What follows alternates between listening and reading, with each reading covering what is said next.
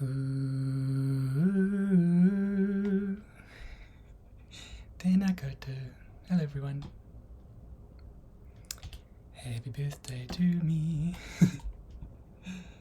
Yes, I am... Oops, can't drag that. I have been an adult for 10 years now.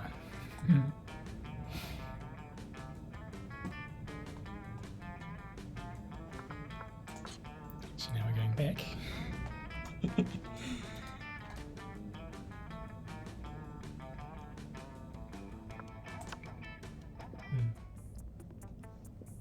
Just the one this time. Let's read this again. Oh, there's my chair. There's my desktop. Here we go. Ah, spooky high school, the sweetest years of our lives.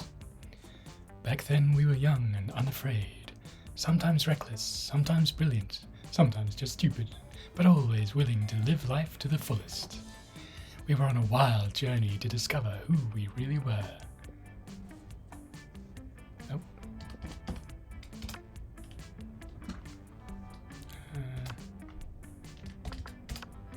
Me?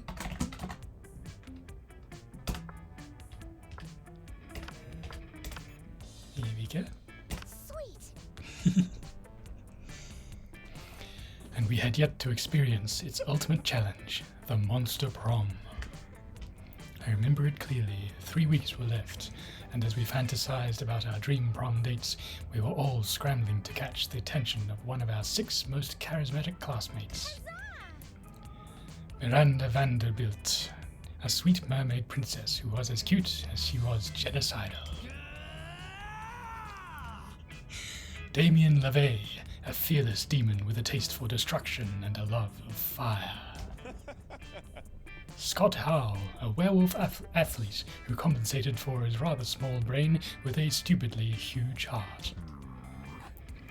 Liam de Lioncourt, a hipster vampire whose standoffish demeanor hid that he was truly a lovable dog. Yay! Polly Geist, a party ghost with an insatiable hunger for all the wrong things. What? And Vera Oberlin, a mean self-made Gorgon with a merciless sense of business. It was clear it had to be one of them, but who? We only had 3 weeks to choose our prom date, and even more daunting, we only had 3 weeks to woo them and conquer their heart. But as I already said, we were young and unafraid, and we were ready to start.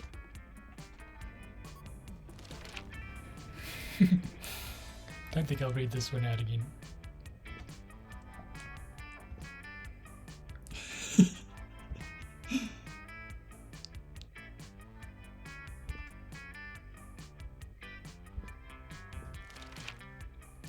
The coolest reality show would be...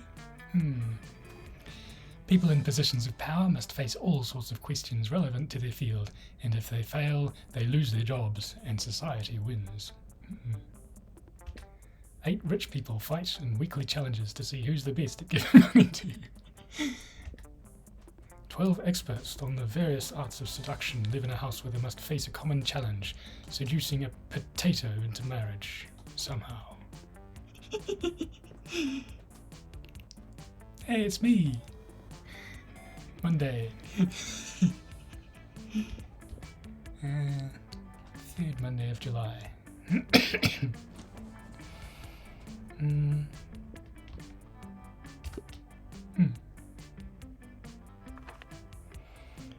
You get the chance to produce a movie it's based on... Oh, we had this one earlier.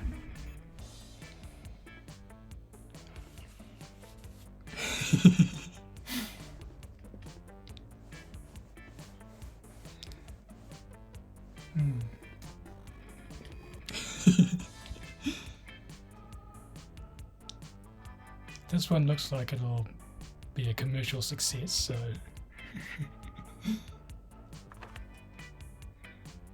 What will be a killer accessory? Sunglasses at night. For me, that's just normal. Shiny armor, fabulous purse made from the skin of your worst enemy. Fancy brass knuckles. Coolness itself. A necklace with your own name, in case you forget.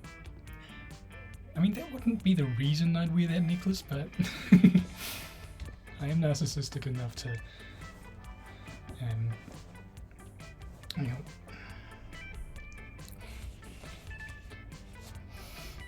keep the hanky on the desk.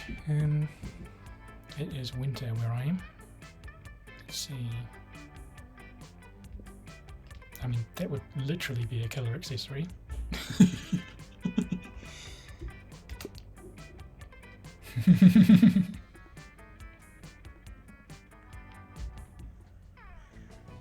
Let's go. Alright, let's get the queso back. There we go. Alright. Smarts is highest, followed by money. Boldness and charm is about middling, and creativity and fun are low. So let's increase the lowest one. See what happens. That day during recess, you start a half-hour rave that goes full crazy. You have no idea how it escalates so much, but at one point there are like 300 people. Someone summons demons from a nightmare dimension. The consequences might distort the fabric of reality itself, but who cares? It's a rad party. You gain +2 fun. You spy Vera and Liam engaged in their favourite pastime, a variation of people watching called monster judging. So pathetic. Do you see what she's wearing? Newsflash, lime green stripper boots do not go with chupacabra fur. At least she made a choice. I've already seen 6 people wearing the same Air Gorgon sneakers. We really are the lucky ones, Liam. Most people are just absolutely hideous. But even their hideousness is mediocre. Most people are hideous, but I have yet to see one who is the most hideous. I wonder what such an abomination would even look like. Ooh, okay. True hideousness is on the inside, in your organs. A person with the organs on the outside would be the most hideous. True. A toned body, symmetrical face, nice features, because traditional beauty standards are hideously mainstream. I can see which ones are tailored to whom.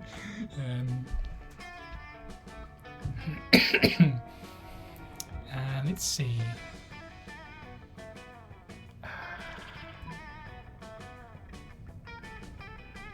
I feel like this is creativity and this one is charm. Both of which are fairly low. So let's just see what happens when I do this. Oh, smart. Finally, someone understands what I've been saying all along. It's not people who are ugly, it's society. He means that conceptually, people in general are still kind of ugly. If everyone stopped focusing so much on society's beauty standards, long fangs, tight wings, thick horns, and started focusing on important things like artisanal bread and the correct bands, think how much better we can be. You're one and only. Maybe... Vera Oberlin. Maybe then society would be as beautiful as me. Although, probably not. I'm stunning. Never forget that Vera Oberlin was #1 on the Perseus pamphlet list of most gorgeous gorgons. You would never forget. That's because you didn't know in the first place. But hey, either way you gain +2 smarts and +1 charm. Oh good, I need a bit charm. Just 6. Let's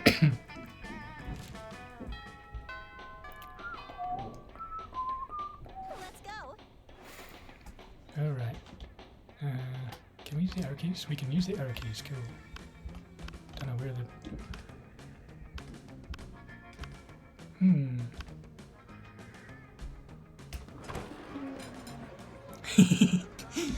You take your seat between the strongest and smartest men you know. Liam appears to be taking a very intense picture of some bizarre-looking food. Scott is looking about as confused as you are currently. But Liam, food is delicious. It's for eating. That's why they call it lunchtime. Neither of the statements is wrong, but they also aren't quite connected. Scott, if I had the capacity to eat, I assure you, I would still ignore the actual content of the food in favor of finding the perfect combination for a flawless momentgram post. Oh, I see. You're gonna post a picture to advertise the food to people who can actually eat it. You are so smart. I'll be happy to eat your food for you. I'm afraid your palate is way too unsophisticated to appreciate these rare Japanese delicacies. Ooh, they're Japanese? Do I have any Scott snacks? Scott snack? Yeah. You know what? Fine. I've taken all the pictures I need. Eat whatever you want.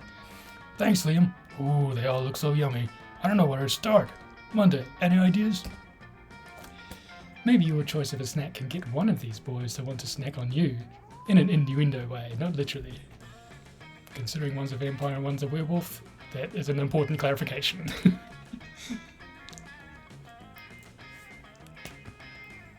Obviously, the liché fruit-flavored custard with a side of tofu and a drizzle of raspberry extract is the most superior food on the plate. Go for the brightly coloured bag of meat biscuits that somehow has an anime drawing of Scott's face on it. That is Scott Snacks. This one is funny, but we're going for this route at the moment. Oh, Monday, I always knew you were a monster of impeccable taste. Actually, that isn't true. I assume everybody has horrible taste and a useless aesthetic. But in this case, it's pretty clear that this assumption does not apply to your beautiful self. Why, thank you. Monday's child is fear of face, after all. Did I say beautiful? I mean, your aesthetic is beautiful. Because we have the same aesthetic. The liché custard picture has already gotten more likes than any other food on this table. And it's absolutely delicious! How could the way it tastes possibly have any relevance to a conversation about food?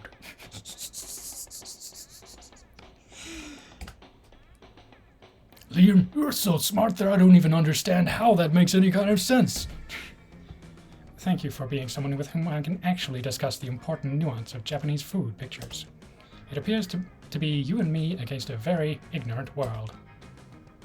Yeah, stupid everyone else for actually eating their food and not taking pictures. Thank goodness you and Liam have each other. Let's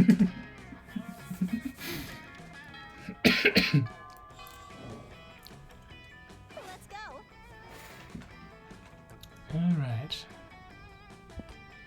Oh, no, I need the cursor to see the icons. Haven't quite memorized them yet. Alright. Creativity's now the lowest. So that seemed to work out for us last time, so let's go over here.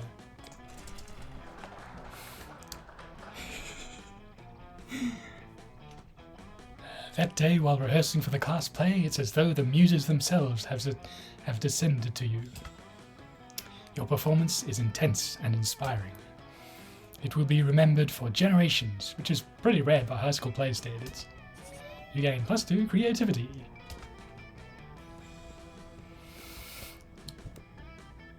But Liam isn't paying attention to any of that. He corners you afterwards to lecture you on momentgram filters.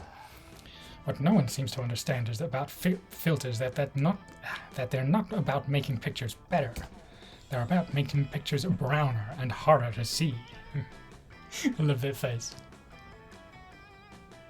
Hang on, I need to...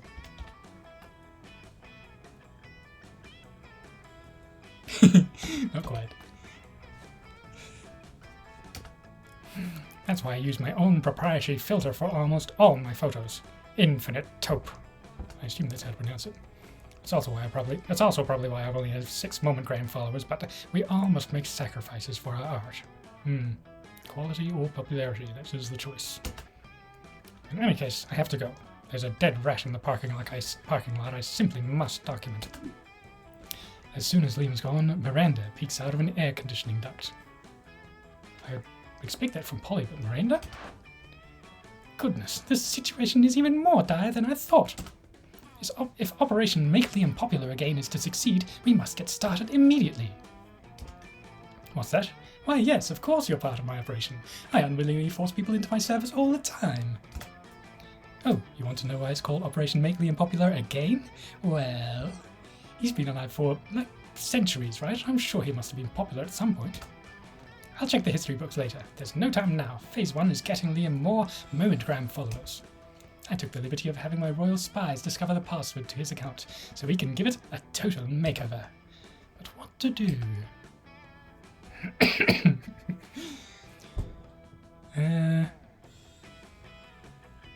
Let's see.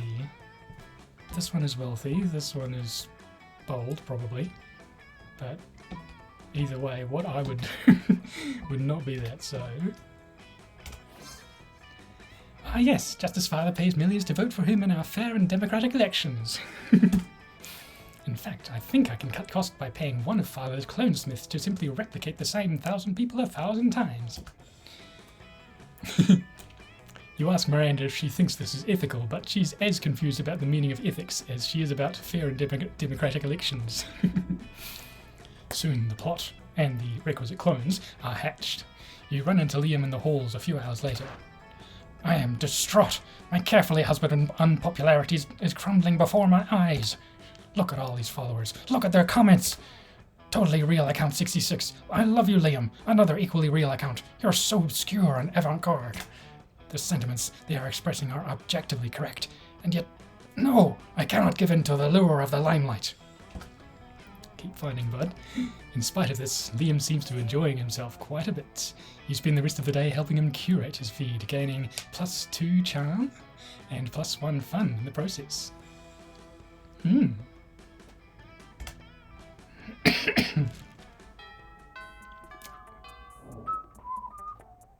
go. Okay, is that? Ooh. Yes, the lowest of our stats is now at boldness at 5. That day you skip class and just hang out in the bathrooms because you respect no authority.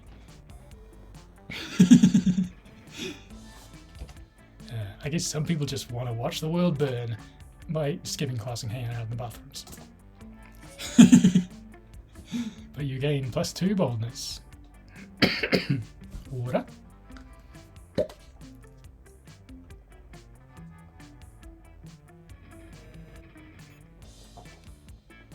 And the bottle's leaking. Okay. I'll go fix that. Hang on.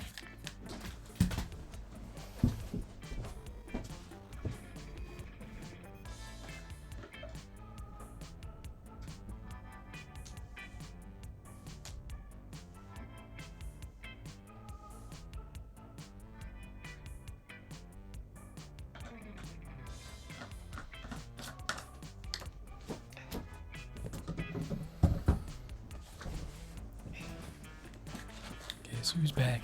Back again. I'll keep using this leaking bottle. Later, you see Liam scrolling through his phone, looking like the embodiment of ennui.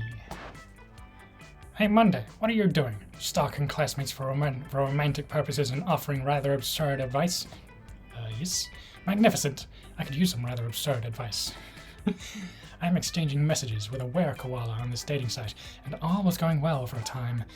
But I've grown tired of our exchanges. He's a bit clingy, koala, and being clingy is my 7th biggest turn-off. Right between sarcasm, illiteracy, and actually being a pickle and not a person. The postmodern protocol dictates for me to just ghost him and never talk to him again. But that's horrible, and I would never do that to someone.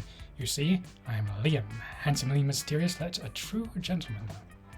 But neither do I want the emotional turmoil of telling him how I actually feel and having an actual conversation about it. What an ordeal.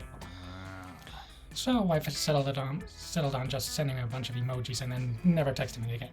That should do it, right? The thing is, how can I convey this complex array of sentiments through the friendly language of emojis? This is your time to shine. Show you Liam you excel at complex sentiments so he might someday feel like sharing them with you. Maybe a croissant, school bus, shooting star, trumpet, and crocodile. This one, little vampire growing disinterested and overly attached were-koala emoji.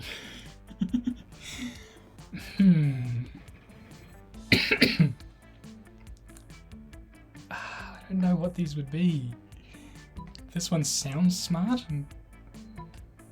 but this one is sensible.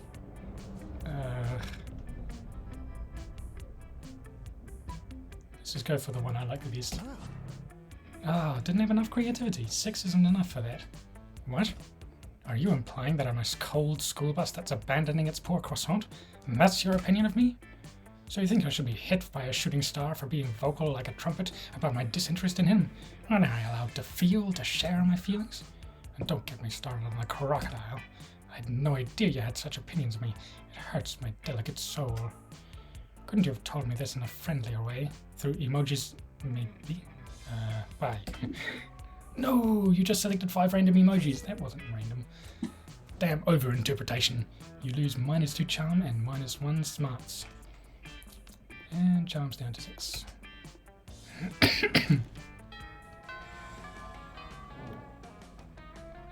go. Dum dum dum. Here we go.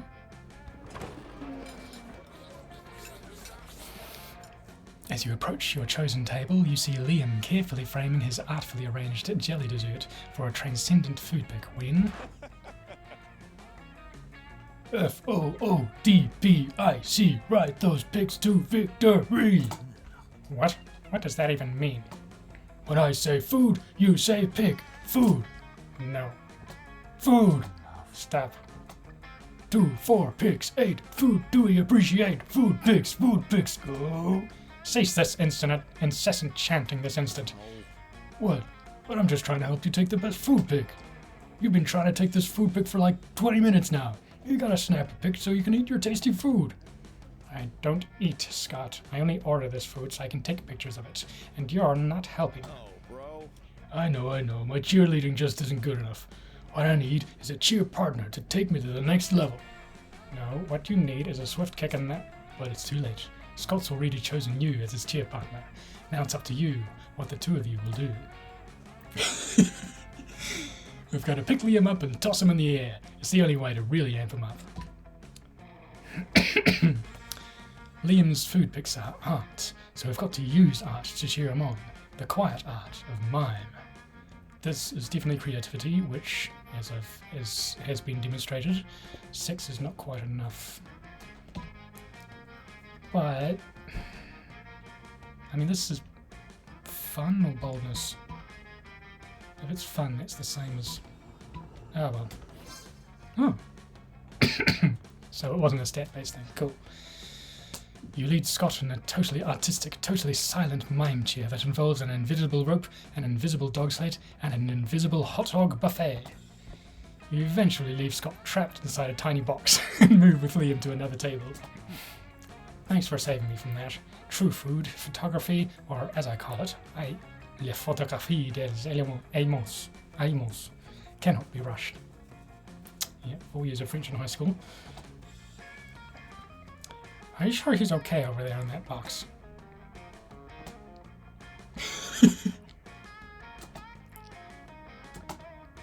You're pretty sure he's fine. You'll later met at the end of lunch and he licks your face. But most importantly, Liam tags you in his triumphant food pick. Is this for real? Let's go.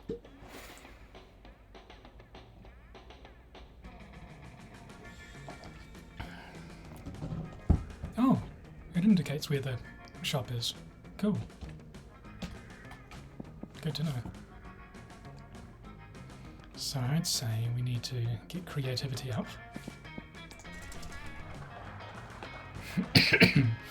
That day, while rehearsing for the class play, you do a terrific job at acting. You act so hard that some of your classmates in the audience throw roses at you. 7 roses, to be exact. Damn, roses aren't a valid currency or stat in this game. Anyway, you check your converter app to see if this could translate into something a bit more useful. It seems 7 roses equals 2 creativity points. Sweet, you gain +2 creativity. Afterwards, Miranda beckons to you from a darkened corner. Psst, co-conspirator, over here. Phase 1 of Operation Make Liam Popular Again was an overwhelming success. Liam is internet popular. Now we just need to make him real life popular. And what better way than making him Prom King? Unfortunately, when I asked him to run for Prom King, he said, and I quote, "Never, never, never, not in 100 years, and that's not an exaggeration because I've been alive for hundreds of years, and I've never run for Prom King, so there you go." Which was clearly his cryptic way of saying he wants us to make him Prom King. At first that was to murder the current Prom King after establishing Liam as his rightful heir, but I couldn't find any bloodline charts to work from. So I suppose we must engage in this democratic election the school is holding. Now, how can we secure a win for Liam when he is opposed to running or making any effort to win?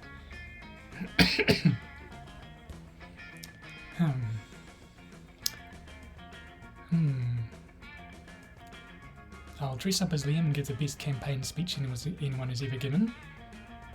I'd say that's charm, which is at 6 at the moment. And pay 1 million people to vote for Liam for prom king. That'll be wealth, that'll be money, so that's at 7, so seemed to work last time, so yes. Ah, of course, election rigging, the old standby. I'll summon my father's royal vote buyer immediately. Silly me, how else does one elect a king? Later you watch the Prom King election forecast. You're not quite sure where your school has its own prom royalty forecast or who pays for it, and it says that, unsurprisingly, Liam will win by almost 1 million votes advantage. I don't know what to say. Who knew there were 1 million monsters at the school who thought I should be prom king? Come to think of it, who knew there were 1 million monsters at the school? This burning in my chest, is this shame at having at last become mainstream? Or is it joy? Nope, it's neither. I just need to drink somebody's blood. Catch you later. Liam does catch you later, and you take him out to get a fresh tuxedo. He's never looked hotter. You gain +2 fun and +1 creativity. Oh good, I needed that fun.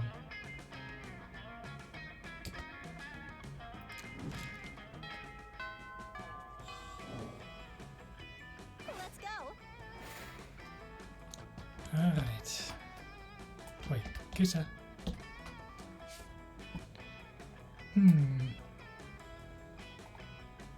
Let's get charm up. That day, an epic dodgeball match takes place. Everything seems lost, but you deliver an inspirational speech that fuels your team's spirit, leading to a spectacular comeback. You're clearly a natural-born leader. You gain +2 charm. You see Liam staring at his cell phone, sighing deeply.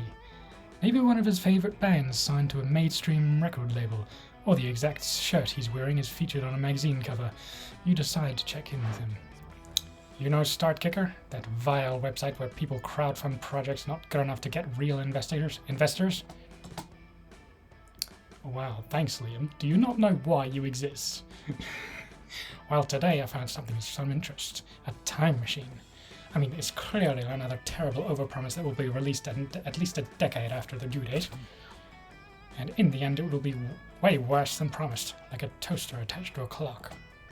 A toaster attached to a clock? Genius! You discreetly write down the idea in your $1 million notebook. Let's see if you can beat those guys to market. But I was sighing deeply because I couldn't help but think, supposing I were to acquire such a machine, I wonder, where in time would I go? 3.85 million BC, so you can be into existing before it was cool. Everyone knows the dopest time in monster history was 1925, specifically July 26th, 2 AM to 5 AM. Is that a reference to something?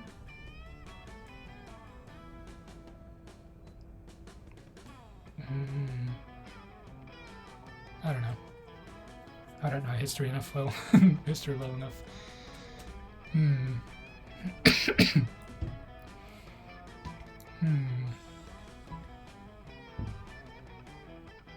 trying to think which one is smarter. Most of the stats are high enough to catch us, I think. So let's go with this one. I have 9 creativity. How is that not enough? 3.85 million BC, billions of years before anyone evolved any worthwhile opinions. How can I be ahead of the game if there's no life on the planet to see how ahead of the game I am? How can I show what a unique individual if I'm the only individual? How can I be a brooding loner if there's no one to see me brood? It's like that old adage, if a vampire is trend setting in a desert where there's no one there to see it, is a trend even set? You'd try to correct his memory about the adage, but you've probably angered him enough already. You lose -2 smarts and -1 charm.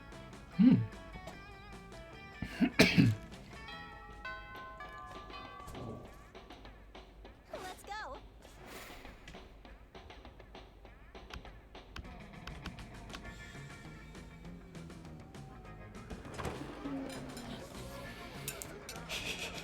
When you arrive at their table, you find that Polly and Liam aren't eating, they're just taking pictures of their food. Boo. Welcome to the Don't Need to Eat, so we just a dope food pick zone, baby! We believe that food, like heavy construction machinery, should be seen and not tasted. Well, you're not wrong. Yeah, I mean, have you ever tasted heavy construction machinery? Have you? I don't know, maybe. My weekends are usually kind of a blur. Like last Saturday, there will be plenty of time to chronicle your exploits later, Polly. Right now, we need to focus on these food picks. While Liam and Polly were busy bantering, you were busily arranging a dope food pick of your own. And now to complete your masterpiece, a food pick, but instead of food, it's just a bottle of whiskey with ketchup on it. A food pick of Liam taking a food pick. So meta. You level your phone at Liam just as he's about to snap a food pick, but his vampire reflexes are too quick for you. Ha! Trying to out-meta the Metamaster, are we? We'll see about that. Liam levels his phone at Polly just as she's about to take a food pick. Now you're taking a food pick of a food pick of a food pick. Whoa! Are we pointing our phones at each other now? I want to play too! Suddenly, Polly's got her phone pointed at you. It's a food pick of a food pick of a food pick of a food pick of a food pick of a food pick of a... We've done it!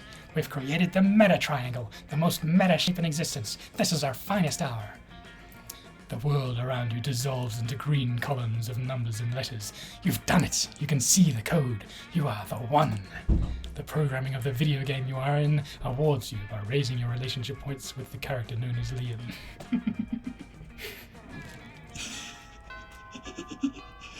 This is so fun. Let's go.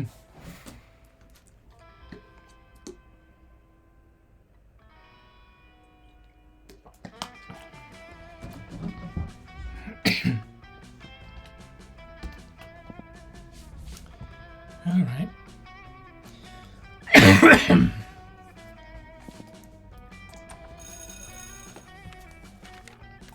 That day, you listen to your elders and learn valuable lessons. Sometimes, after all the monster nonsense and the dating gimmicks, you forget that attending class is supposed to be the primary activity at this high school. You gain +2 smarts. With that out of the way, you hurry away to your secret meeting with Miranda. Majestic. Well done, co-conspirator. Operation Make Liam Popular Again is a rousing success. And for the record, I did discover that Liam was popular for the 3-month period in the early 16th century, so the name fits. All that remains is for us to wait for prom and celebrate your deception! I knew it was too good to be true. My idiosyncrasies are remarkable, but they aren't marketable. This was all a cruel joke, wasn't it? A bet between two popular kids that they could make an outcast loser into a prom king. Well, guess what? The circus is over, and this clown is climbing into his tiny car and going home. Along with like 12 other tiny clowns, if the metaphor holds. Which it doesn't. It was a bad metaphor. Goodbye. No, Liam, I wasn't trying to be mean. I don't have a mean bone in my body. I don't even have bones. You might check that affirmation later. Oh, fish sticks. If we don't do something to fix this, all our hard work and subterfuge will be for naught. But how can we make amends? Surely not with some sort of overwrought romantic gesture defying all logic. You tell Miranda not to worry. You've seen plenty of teen rom-coms, you know how this part goes. You need a grand romantic gesture. Race to the airport to confess your feelings before Liam boards his plane. A la Love Actually. Pay $1 million people to spell out I'm sorry so it's visible from space. Well, this worked the last 2 times.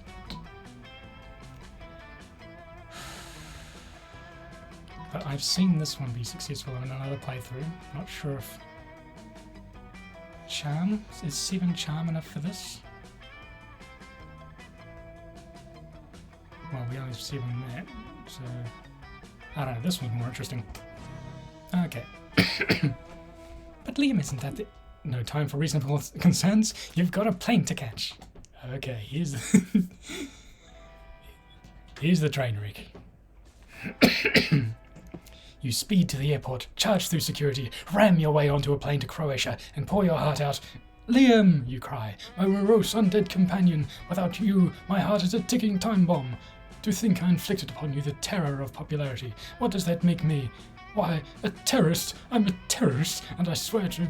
If this plane takes off with you and still on it, my heart will literally explode. He had some more bomb-related metaphors ready to go, but this is about the time you get tackled by airport security. Turns out it's not a good idea to board a random aircraft shouting about how you're a terrorist with a bomb for a heart.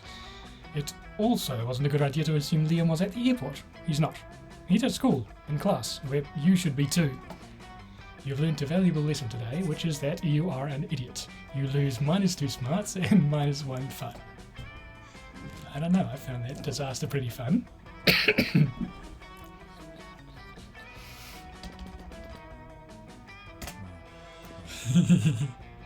Let's see. So what does his rejection pose look like? Let's go. You finally pluck up the courage and ask your beloved to go to the monster prom with you. You and me? Pfft. I'm not attracted to you in that way. Actually, I think the only way I'm attracted to you is through the tiny gravitational force that your body has as a solid mass. That's something, right? You were so ashamed by your failure that after prom you photo edited Garfield into all your prom pics as if he was your prom date. That's a cool pose. Yeah, Garfield the orange cartoon case, not your brightest idea. Anyway, even with your photo editing skills, you still couldn't photo edit the sadness of your face away. Sad.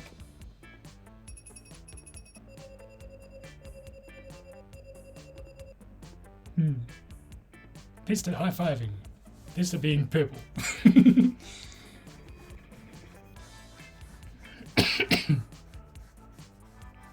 Oh, gee.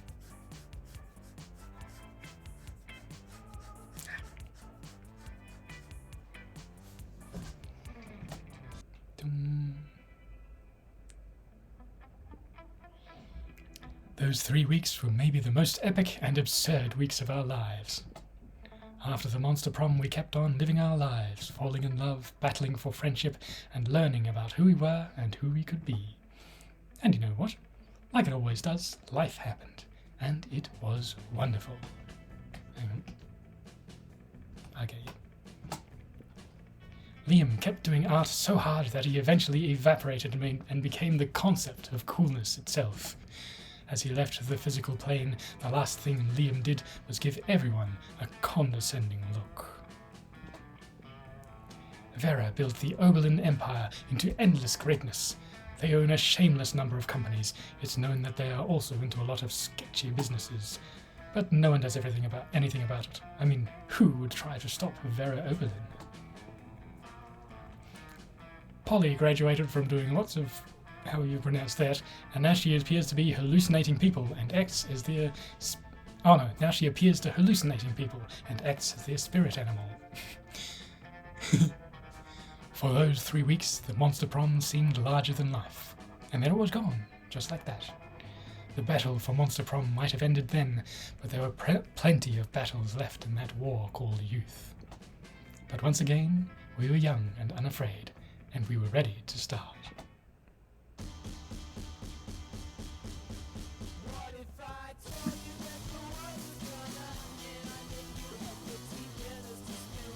These are new pictures, I think.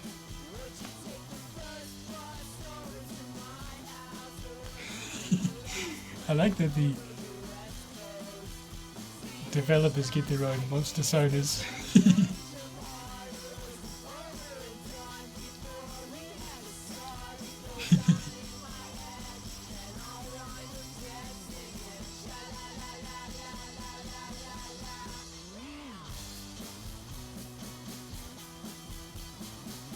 Play characters!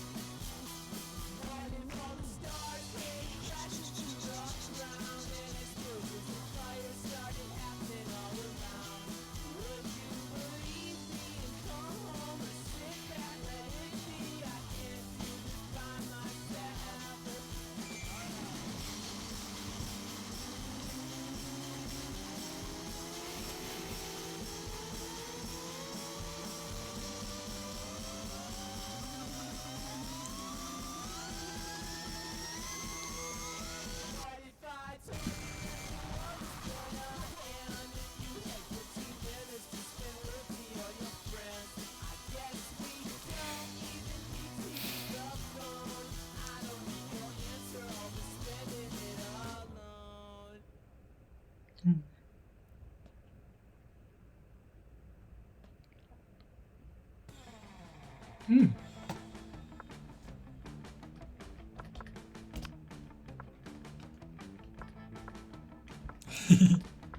I want the kisser back.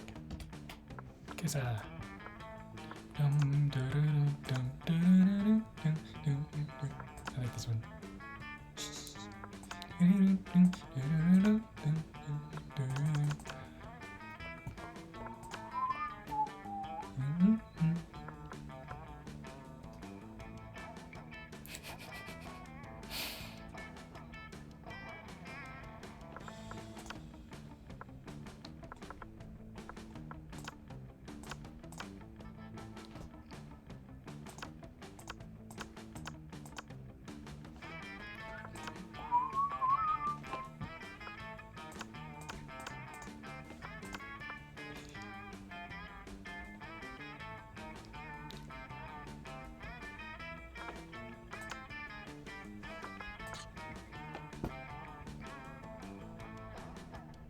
Yay!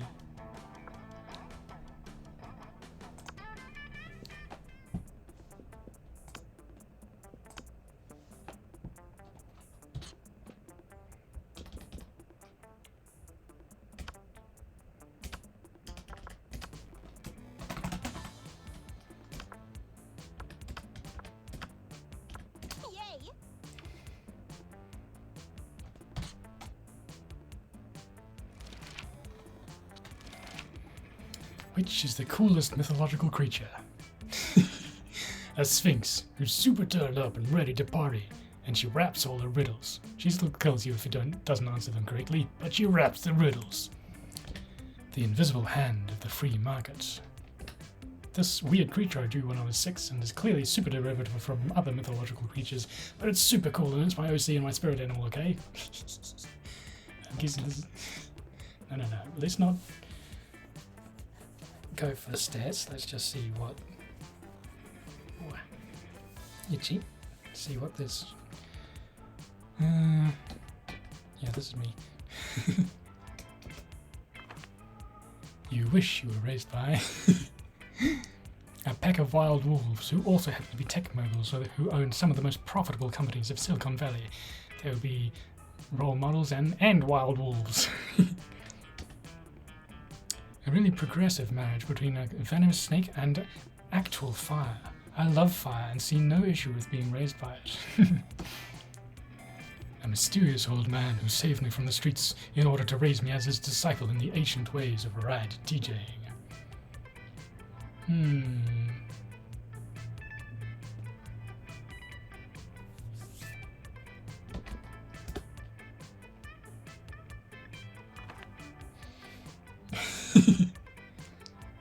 Okay.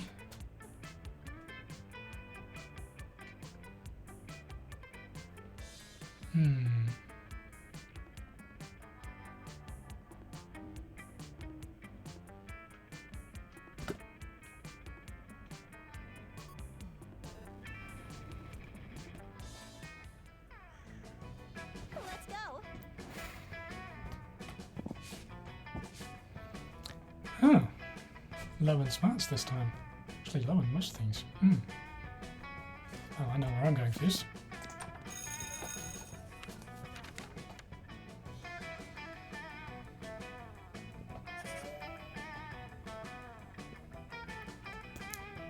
Without meaning to, you find yourself in conversation with Polly and Miranda, comparing the apps on your phones. Ooh, what you got, Mary? What you got? Well, I have this game, Misunderstanding of Mobs. I'm not entirely sure how to play, but I keep winning, so that's nice. I've also got Scepter, which is like Uber, but for serfs instead of cars. How majestic. And Spooner, which is like a dating app, but for silverware. You know, I like my apps elegant and majestic. That's pretty cool, but do you have Rap Chat? It turns all your messages into raps, but you can only see them for 8 seconds. Wow, what about you, Monday? What fun apps do you have? Yeah, impress us with something rad. Tiger, an app that can make tigers appear anywhere.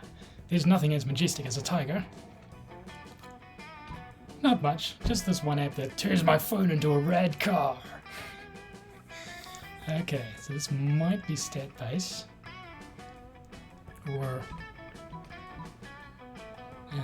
Might be character based. In any case, let's see. Fun, perhaps?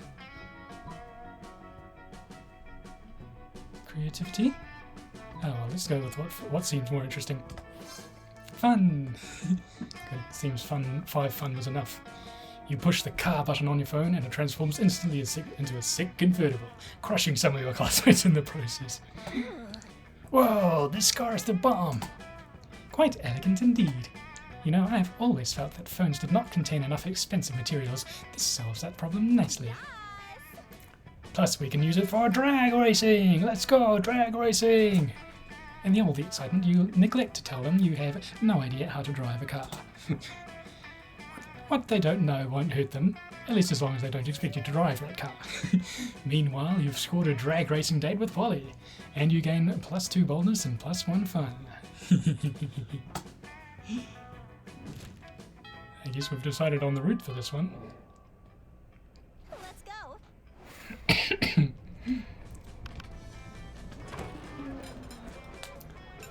You arrive at Polly and Vera's table to find them eating. Wait, both of them? Oh, yum yum, I sure do love food and eating. Look at this food going in me. Yes, the cafeteria sloppy joe truly has a subtle flavour profile. Finally, you notice the cause of this absurdity. A well-dressed businessman sitting at the next table, watching both women intently. Oh yeah, I know you like it, baby. My eating is realistic. Be cool, Polly. The man wants to pay us for eating in front of him, not screaming about eating. Is this not what eating is? I forget. While Vera tries to explain eating to Polly, this businessman shyly approaches you and gives a small bow. I'm much obliged, friend, he says in a soft voice. Are these two fine ladies your friends? I must confess that I have searched far and wide for a suitable candidate to fulfill my rather unusual fetish, paying a student at high school for monsters to eat food while I watch politely from a distance. But I find myself unable to choose which of these two beauties to hire. The snake-headed one possesses a certain grace. Yeah, pay me. Pay me to do a thing I was gonna do anyway. But the translucent one has such passion. I don't even want the money. This is just weird and I love it. In your opinion, the businessman finishes, which would be the wiser choice on my part? Well, it wouldn't. The Gorgon, obviously. Look how many mouths she's got on here. That would be the sensible option. The ghost, for sure. I've never seen someone eat so convincingly. Ooh. Smarts. Fun. Or boldness. Probably fun, actually. Regardless. The businessman nods thoughtfully. You know, you're right. Never before have I believed so fully that someone was actually eating real food. Yep, that's me, eating real food with my real mouth and teeth. Are you kidding me? That's convincing to you? The food is falling right through her body onto the floor. Don't hate me just because I'm efficient at eating. Don't worry, I hate you for other, more private reasons. What? Sorry, can't hear you. Too busy eating real food. You team up with Polly to make her eating even more realistic. She passes her food through her body to you, and you eat it for her. It's pretty hot.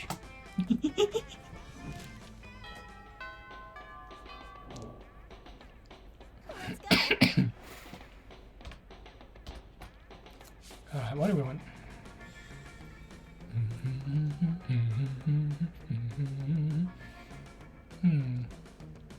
Charm is our lowest stat, but we do want fun for this route.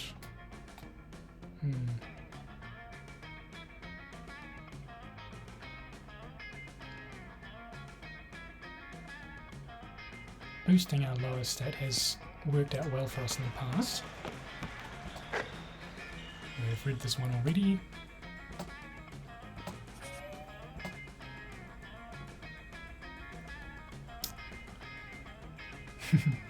You notice Polly staring at her phone with an uncharacteristic intensity. She usually looks much happier sorting through.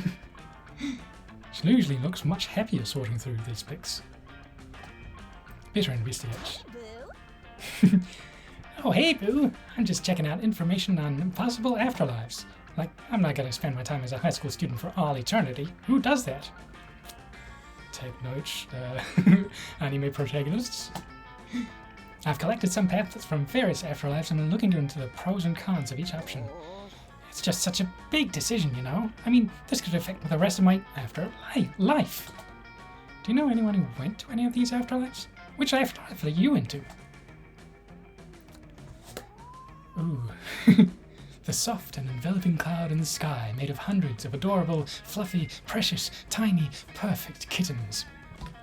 Nothingness. Well. That one's more me, but let's see. I don't have much to work with here, do we? Oh wait, the on screen the thing is directly above me, isn't it?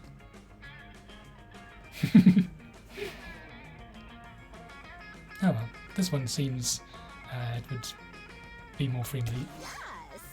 Yes. I'm not going to read that out. Oh, really?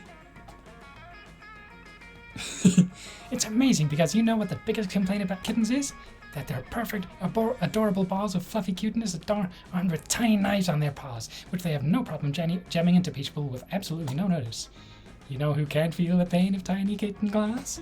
Ghosts! I can literally roll around in a cloud of kittens and feel nothing except their tiny fluffy softness. No fear of claws. I'm definitely going to work on my essay for Cloud Kitten World. Maybe something along the line of why I deserve to snuggle cats because of that one time I... Maybe I can get you to write my letter of recommendation Monday. Fingers and tiny furry paws crossed that I get in, and hope to see you there one day. I don't know, I'll probably go for the nothingness myself. Did Polly just say she hopes that you die? Again? Well, if it's to reunite with her, I guess that's probably fine. Aren't you just dying to take her to Monster Prom? You gain that terrible joke to use again later when recounting the story, as well as +2 creativity and +1 charm.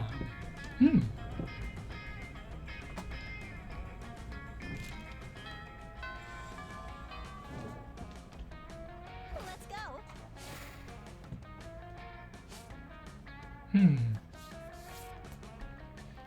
Let's get fun up.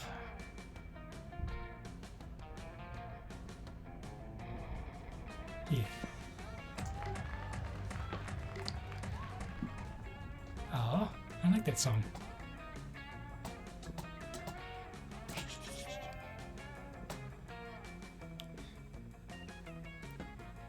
You're all set to enjoy some sun when all of a sudden the sun disappears. You don't mind too much, the darkness suits you, but Polly and Vera are annoyed. You extinguished the sun, and why didn't they ask my permission first?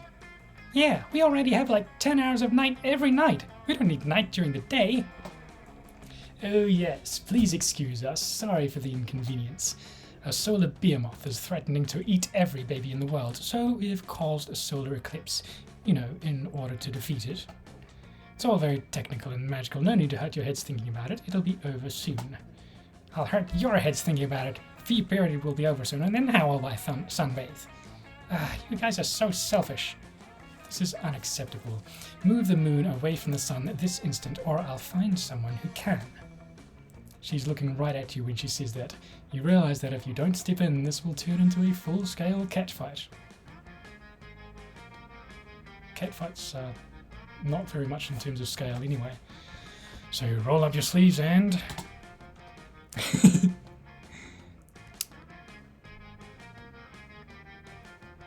Ooh.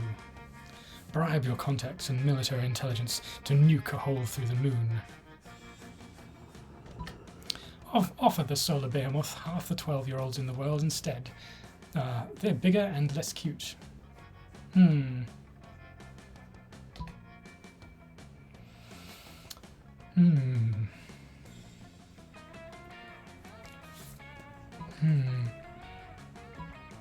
mean, I'd probably do that.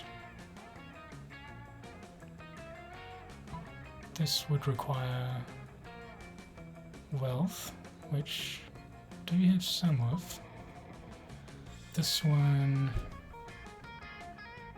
creativity, maybe? I don't know. Let's see what happens. Charm, okay then.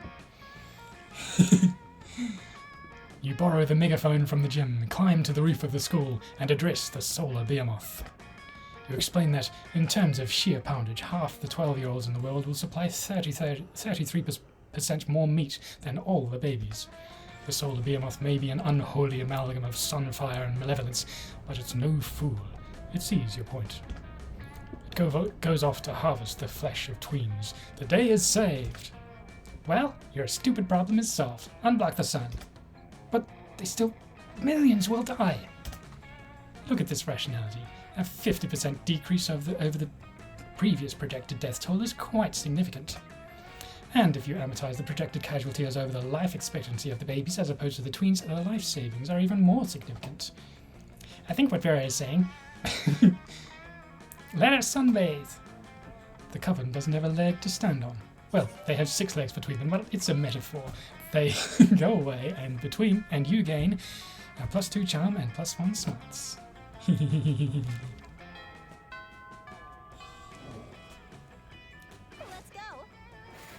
we go. You two again. You take your seat, and if you didn't know any better, you would say that it seems like Vera and Polly are almost more interested in their phones than they are in you.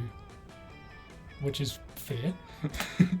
And you do know better, and you know that, yes, that is exactly what's happening right now. Hey there. It's nothing personal, Monday. It's just that Polly and I are very engrossed in texting our financial slave. Yay! Yeah, it's pretty hard to compete with some guy whose fetish is buying anything you want. That's my fetish too. Not buying things for people, having people buy things for me. Duh. Good thing he's rich enough to take care of both of us. You know what they say, true friendship is sharing secrets and financial slaves. Still, I do worry that this arrangement might not be sustainable. What happens if he runs out of money? Our cash flow instantly stops. Besides, being handed everything you want on a platter, in this case the platter being an online money transferring platform, is almost boring. Yeah, I get that. It's a little less boring when you're on as much asset as I am right now, but I see what you mean. If we could somehow turn this into a business venture, then maybe it could get interesting. And we could continue to profit even after he's gone broke from catering to our every whim. I mean, how interesting do you think business actually is? Since you're so obsessed with us, we should tell him to do something totally insane and see if he does it.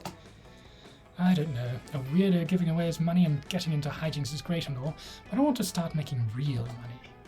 And I think money is fine and all, but my favorite currency is chaos. Seems like the ladies are at a very exciting crossroads. Maybe a random bystander can give them a nudge in the right direction. You can easily grow this arrangement into a business. Just escalate and delegate. Have the financial slave go and acquire his own financial slave to give him money, and have that financial slave go and find a financial slave, ... Tell him to marry a llama! We're going the poly route this playthrough, so... Oh my god, yes! That is everything to me! I actually had a dream just like that one time. Except it wasn't a llama, it was an alpaca. And it wasn't a wedding, it was a bar mitzvah. But other than that, it was exactly the same. Yes, I don't think this is my scene. I'm going to go check on my legal law firm. Catch you weirdos later. I'm texting the financial slave right now telling him to marry a llama. Ooh, he's already typing, let's see. Monday, you will never believe this. Turns out the financial slave has actually been talking to a llama for a few months now through a llama monster dating site. He says he's a commitment phobe and never really defined the terms of his relationship with the llama. He keeps introducing the llama as a friend, but now it's because he was just scared of being hurt. He's taking this as a sure sign that it's time to be brave and commit to the llama, and they're headed to City Hall for the ceremony right now. Of course, he said they'll have to take leave of our group chat since it's hardened while it now belonged to another, specifically a llama. Ah, isn't that the sweetest love story you've ever heard? I'm so glad we got to make it happen together. That is the sweetest love story you've ever heard. Or something. But hey, maybe you and Polly will end up having a love story of your own. Let's go.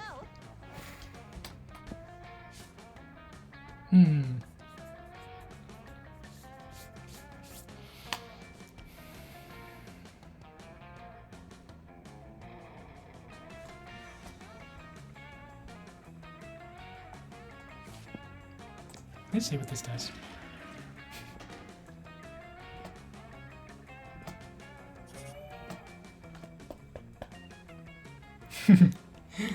You're admiring yourself in the mirror when Principal Giant Spider strolls in.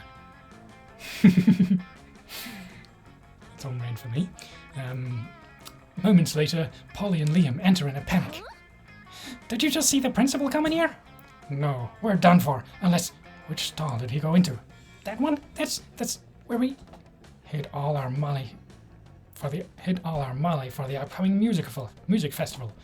Okay, Liam, be cool. It's fine as long as he doesn't check the toilet tank for some weird reason. From the stall, you hear the principal say, "And now to check the toilet tank, as I always do before using the toilet." Curses! What's this? Says the principal. A plastic baggie full of small white pills. Could this be drugs? Principal Giant Spider bursts from the stall, clutching the bag in his dreadful fangs. Unacceptable, he chitters. Oh, he's been chittering? Oh well. Before you've even had time to make a plan, you hear yourself saying, "Those aren't drugs, they're...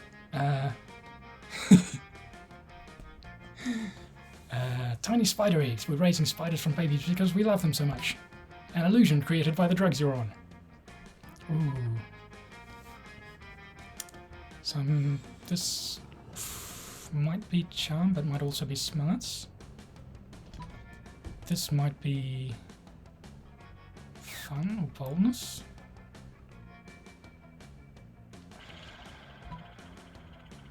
Let's try this. Charm, good. Principal Giant Spider is deeply moved by your commitment to spiderkind.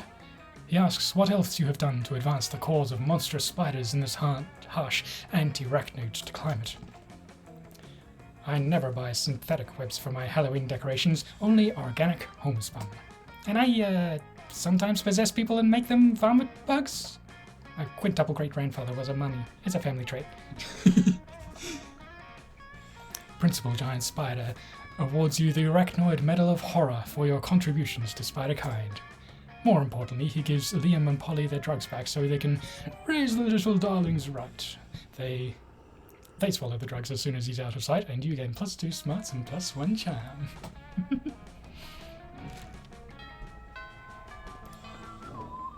I do like seeing the little numbers go up.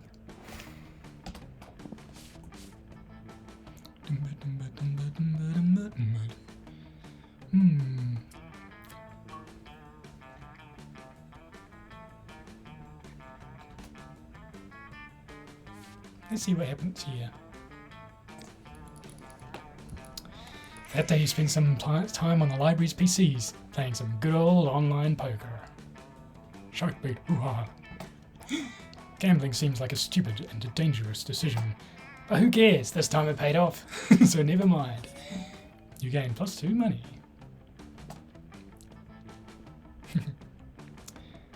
Later, you see that Polly is even more excited than usual, and you decide to see what's going on. You know, I've been doing a lot of soul searching recently, get it? And I think I finally figured it out. Who I really am. I mean, my soul emoji, the emoji that speaks the truth of my soul. I think a lot of people will say I'm like the winking ghost emoji or the paella emoji, paella emoji, but those are just who I am on the outside, you know? My real soul emoji is pink heart with a blue arrow through it. It's like, I'm sweet, right? But I've also got a dark side. Plus an arrow through the heart is how I was killed. What about you? What's your soul emoji?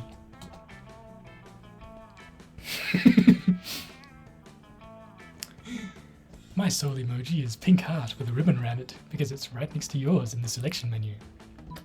My soul emoji is air horn, loud and proud and bigger than hip hop. Bah, bah, bah. I think this is charm. Yeah. Yes. That's so sweet. Your heart is like a little gift for me to open. Would that kill you? Like if I actually opened your heart? It's so hard to keep track of what kills people. That was clever and charming. You're the whole package, huh? You gain +2 charm and +1 smarts. Let's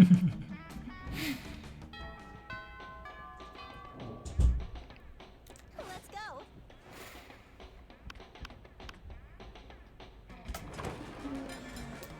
You find Vera and Polly at their table, deep in conversation. Alright, business idea. People pay a monthly subscription to prevent me from drugging their food. Business idea. People pay me a monthly subscription to put drugs in their food. Business idea. Price out the cafeteria's current food supply by selling plastic food.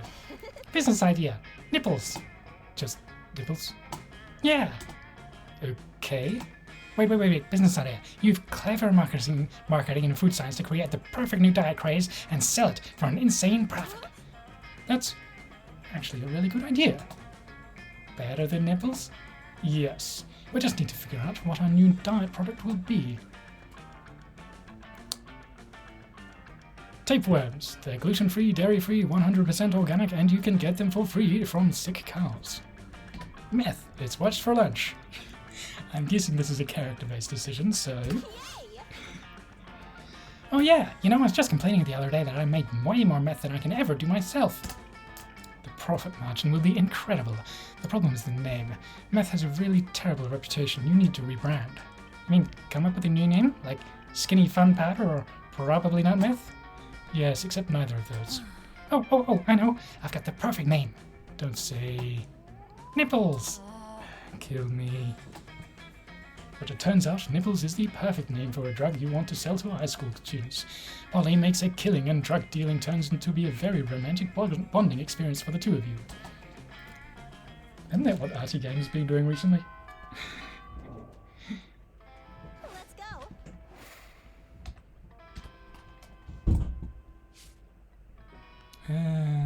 Okay, what's your last stat now? Boldness and fun?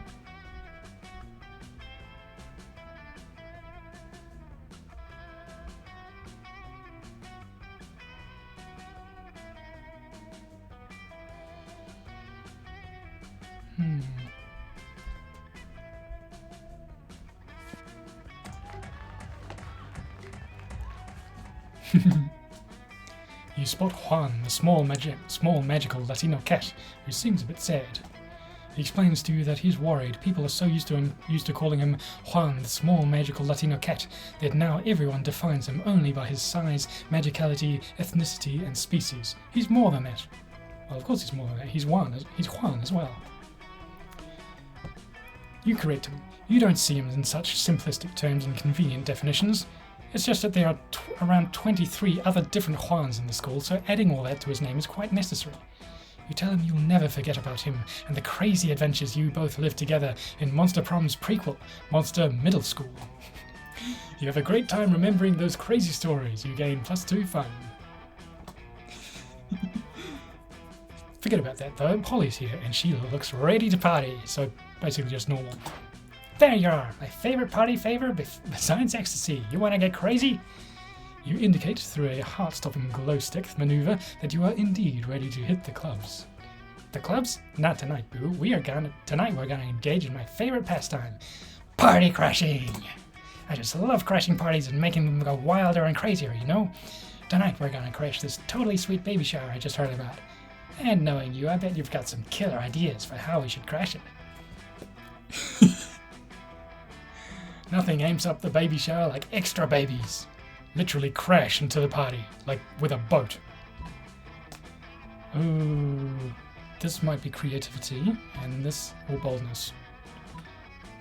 And this would be fun, I think?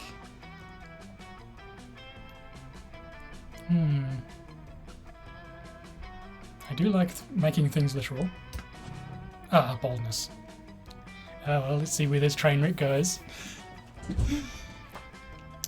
See, this is what I come to you for. Toot toot, all aboard the party boat.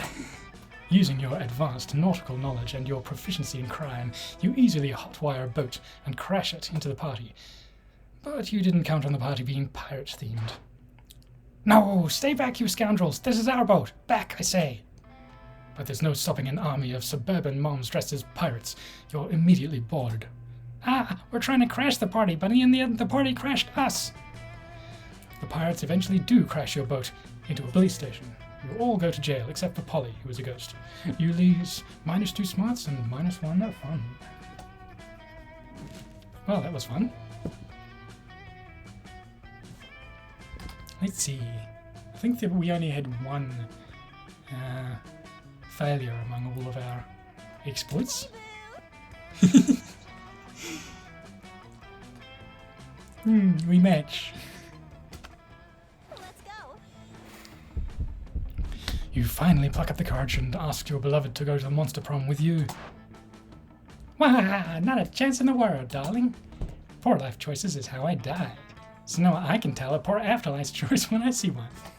And boo, you're a big one. No, wait. What a loser. After that... Oh wait, that's not in character.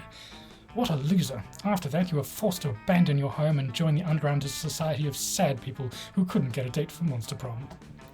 Which is a fancy way of saying you had to live the rest of your life in the sewers. Nice picture though. Gross. Polly's quote, Yelt. Well, you're not wrong.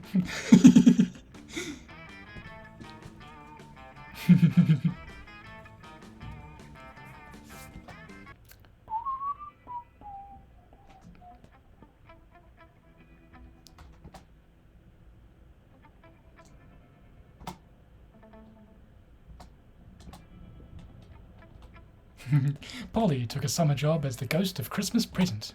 She spent most of her time partying. There was almost no work because, you know, it was summer. Vera realized she was a character in a video game, which infuriated her. She spent her life making connections and building power because she's not a part of the game, she plays the game.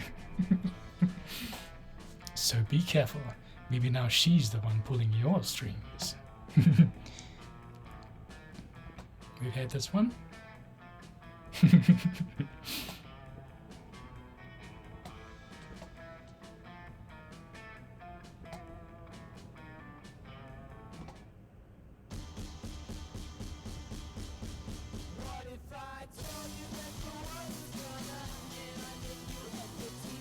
Beep. 7 new images.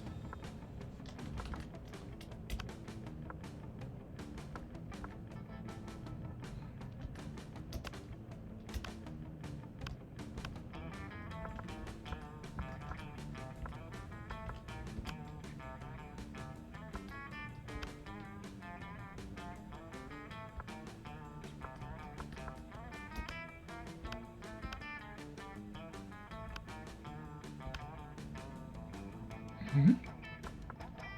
Who it is?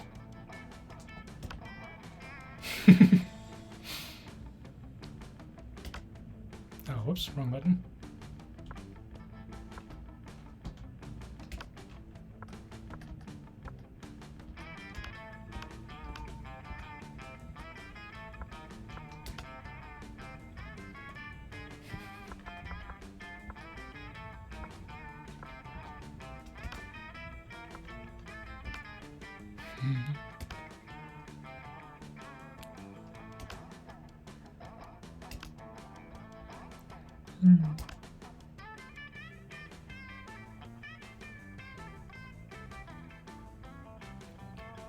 Are they arm wrestling over the fire thing? Someone's gonna die. Have fun!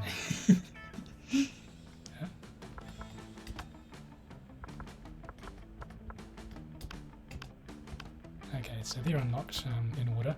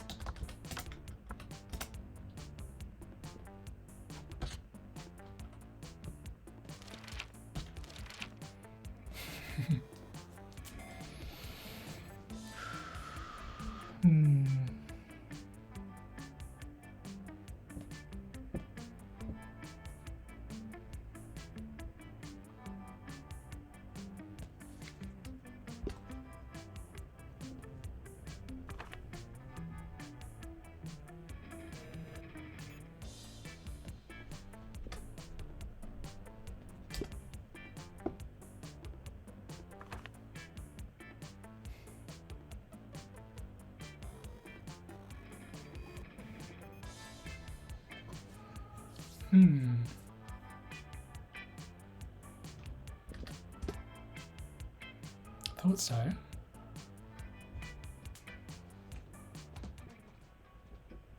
Let's go. Alright, what do we got? Smarts, boldness. Okay, boldness is way down, so we need some of that. Especially for the character we're going for.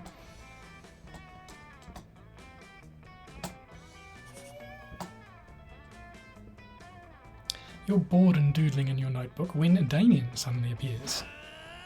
What is this doodle? Is that me?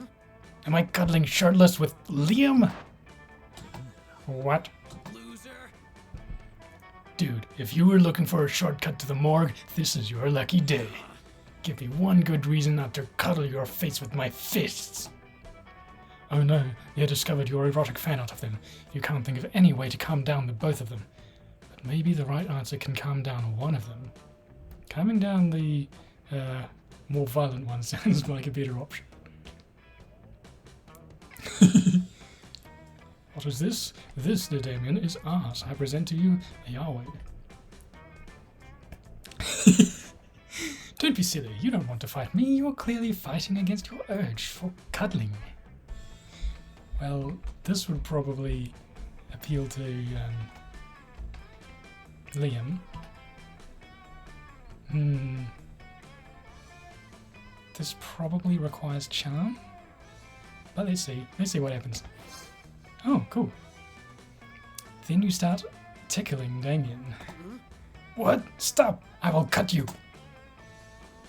Damn, not sure if you actually have the gumption to face me or if you're just a complete idiot. Maybe both. And you must admit, the piece is relatively good. Look at it. This one obviously knows how we both look shirtless. It's a bit unsettling, yet a bit flattering, right? Shut up, Liam. But you catch Damien taking a glimpse at your masterpiece. You gain +2 bonus and +1 creativity. Hehehe.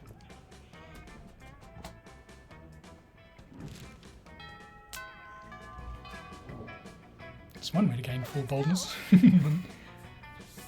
Okay.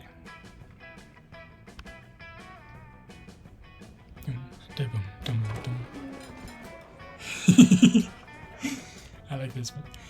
You find Scott and Damien immersed in their favourite mobile game, Pokemon's Go, based on the classic Pocket Humans. My Reginald Bosworth uses income tax audit. Oh no, my Lindsay Roberts never saves receipts. It's super effective. Aha, and now for the finishing blow wait, what? Reginald contracted lymphoma? Reginald's lymphoma deals 500 physical damage to him and 999 emotional damage to him and his loved ones? Whoa, I win again! Why are all your Pokemon so unhealthy, Damon? Because I make them all smoke cigarettes and live next to toxic waste dumps, obviously. Maybe you should stop that. Where's the fun in that? Let's have another match. What are you two nerds doing? Nerding around? Nerd up, nerds. Whoa, Scott, is that you? We didn't recognize you under all that nerdery. What are you doing playing a dumb video game for stupid babies? But Pokemon isn't dumb. It's cool. Because... No way is Scott going to come up with anything. But if you do, maybe you can score some points with Scott or Damien. Show them that a phone equipped with Pokemon's Go can also be used as a football. Or, say nothing. Pelt them with steamed vegetables. I know who are too. Which one's for whom? Ah! Vegetables! We hate those! Stop it! Seriously, pelt us with ground beef or something, or at least some sausages or pig's ears. How about some forks and knives? Or some knives and knives? I'm just gonna keep throwing knives. Ah, these knives are almost as bad as the vegetables. Guys, come on, stop throwing carrots and knives at my cousins. You stop, alright? As soon as the wolf pack have retreated out of range. Nice thinking. Finally, a use for vegetables, am I right? Damien barely remembers to take the knife out of his hand before high-fiving you. He does though, so that's a win.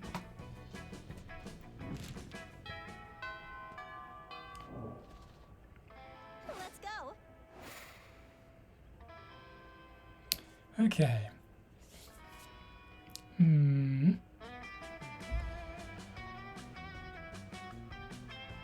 I think.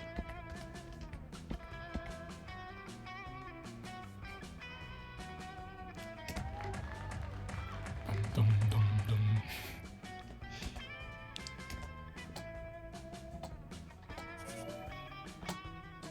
All right. The moment that ends, the sound of masculine energy, if it had a sound, fills the air. Come at me, four-legged. Look, bro, just stop acting with our cousin Scott and we won't beat you up, okay? It's all cool, dude. No, it's not all cool. I'm gonna hang out with that dumb mutt whenever I feel like it. Kinda because I like him, mostly because you can't control me. Scott's a wolf. He belongs with the wolf pack. What do you have that we don't? Muscles? We got those. Sharp teeth? We got those. Independent thought, maybe? That's it, Fireboy. We're sending you straight to hell. I mean, fine. Bring it. Uh-oh, Damien's not exactly helpless, but this is 4 against 1. Get in there and help a demon out. Oh, okay. Stat-based decision.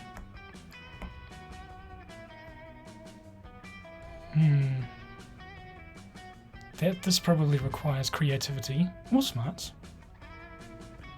This one might be fun or creativity. Oh well. This might work. Yes! What? What do you mean Damien's a werewolf? No, he's not. No, I totally am. I mean, there's no full moon right now, right? Right? So what are you when there's no full moon? Not wolves? Right. If someone was a wolf when there's no full moon, he'd be just a regular wolf. Or a wolf, which is the wolf that turns into another wolf when there's a full moon. Right. So werewolves are not wolves when there's not a full moon. Now then tell me, what am I right now? Not a wolf! Exactly. What? Damien, bro, you were a werewolf all this time and you didn't tell us? How humble of you. Sure, some might say I'm cocky because I only brag once every full moon. But wait, you're not the only one who's not a wolf right now. That means... oh no. That everyone else might be a werewolf too. Look at Farah, she's not a wolf right now, so she could be a werewolf. No, I'm not. Or Liam. Liam could be a werewolf. What? Look at that tree over there. That tree isn't a wolf right now. Maybe the tree is a werewolf. The tree gives no response to that assumption. May that mystery remain unsolved. To be fair, it could be a druid using wild shape. Sorry, Damon. We gotta go. We need to find out who else is a werewolf. Glad to know you're one of us. We're scheduled to smell each other's butts at 5 p.m. We hope you join. Damn, that was too stupid even for their standards. Those dumb mutts will probably figure it out eventually, but until then, I owe you one. You hope that one is one that prom dates. You gain +2 fun and +1 boldness. There's gonna be more wolf bike, I'll need more water. Let's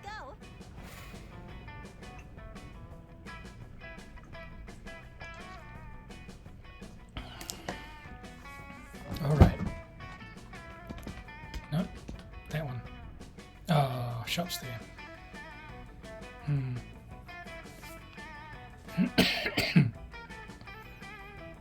Let's get charm up. Nope. Oh, I see it's on using the left thing.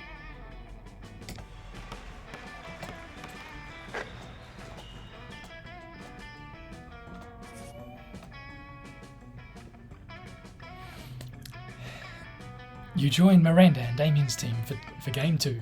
It goes differently. Come on, losers, face the power of hell. Paint this battlefield red, Damien. Grind them all into the thin red paste. You expressed your worry and confusion over the number of corpses in the gym. Isn't this supposed to be a friendly game? Friendly? What is friendly? I only have 2 words in my vocabulary: kill and murder. Honor, glory, feudalism. These are the words we will fight for. These are the words we will die for. Whoa, you didn't sign up to die. We've got to stop this before it turns into an FPS or something. Go away, narrator. You don't understand the ancient reasons for dodgeball slaughter. Many died before us, but we won't waver. Guys, it's just a dodgeball. Let's throw the ball and have fun. This one is meta though. And probably smarts.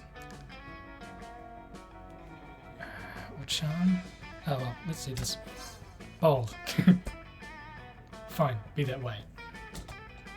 Bring it on! You cock your shotgun while you have a shotgun and stand beside a Damien. Double kill. Triple kill. Quad damage. The gym is ruined. Blood is everywhere. Half of your classmates are maimed. Are you happy? Here, have +3 money as loot or something. It's a dating game and you just killed a bunch of people. How should I know what to give you?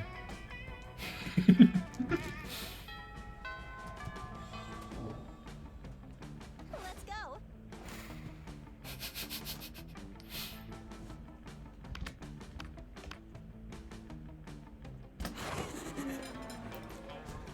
Listen, Monday, you can totally sit with us. I just hope you didn't bring a gun to a bazooka fight.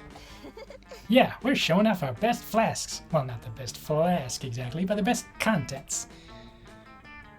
Good God, are literal actual flasks of alcohol openly allowed in this school cafeteria? Are there no rules? Apparently not, because Polly starts setting a series of flasks down on the table. Okay, so this is beer, my Dubsy wine, whiskey, ethyl alcohol, the soul of an infant. Ha! Weak. This is radioactive absinthe. This is fire. This is literal poor life choices. Okay, but this one has another smaller flask inside. It is the ultimate flask. They could probably go on this forever. Maybe you can cut in with the craziest thing of all. But think carefully about whom you want to impress with your flask contents. Get ready for the most hardcore badass thing. This flask contains an ancient genie that grants you 3 wishes, but I'm totally drinking it because I don't care. I grant my own wishes. Want to get a dope party started? This flask has Ultra Whiskey, which you can only get when you get 2 bottles of the best, purest whiskey and make them mates. I can see who's who. Internet. Yep, you're right. Hardcore. So hardcore. You could ask for anything. Wealth, power, immortality, a free pass for teachers to ignore whatever behavior forever to let you do whatever you want without suspension. But instead you're just gonna drink the genie? It's like you've drunk from my poor life choices flask and I love it. I didn't even know you could drink a genie. You and Damien pop up in the flask and drink the genie together. It's definitely just water, but Damien seems to drink so much alcohol and energy drinks that he's literally forgotten what water tastes like. Normally you'd say that couldn't possibly be healthy, but whatever, he's a demon from hell, he can probably do whatever. What a glorious bonding experience. Right on time for the end of that track. Let's go. Alright. Now we up creativity.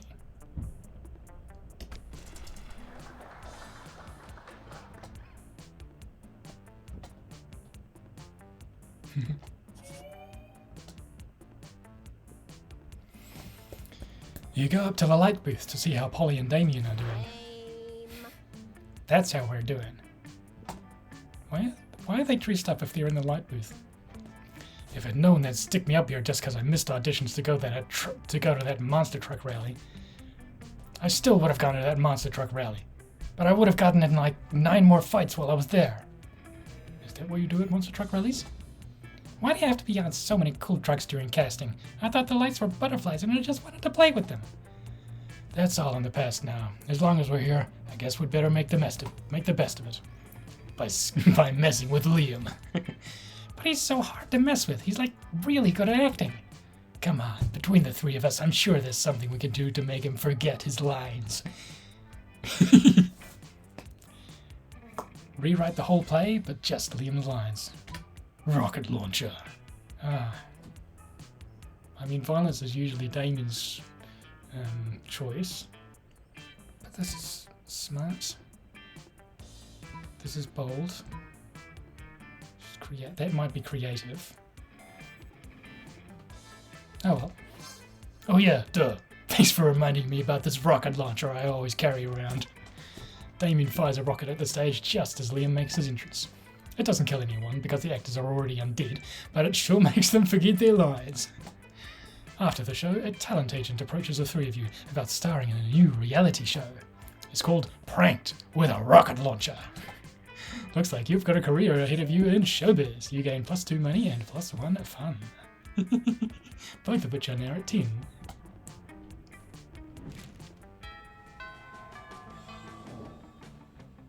Let's go. Alright. Creativity is still our lowest stat. But boldness could also do with some upping. Oh, right. What is it?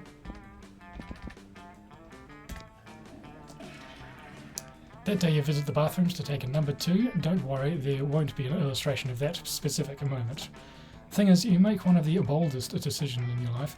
You don't put paper on the toilet seat before using it. Look at you, you crazy.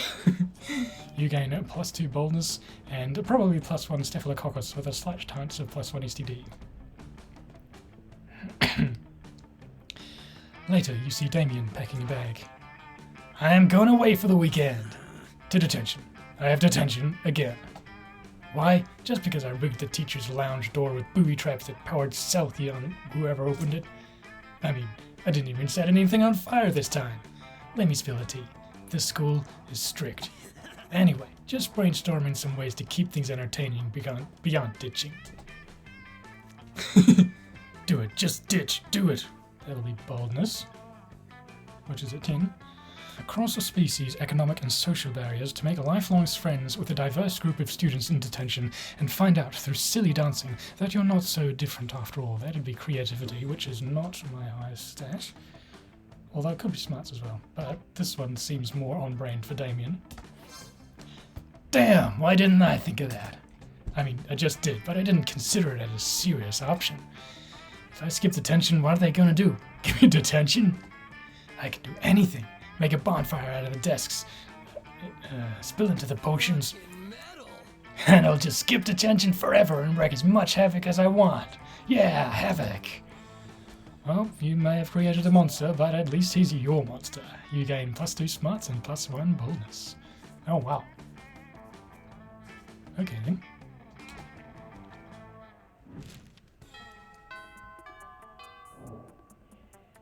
Let's go.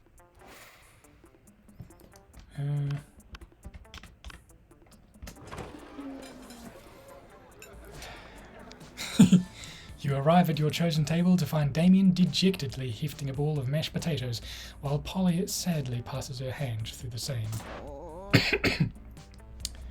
Seriously, what do we have to do to get a food fight started in this cafeteria?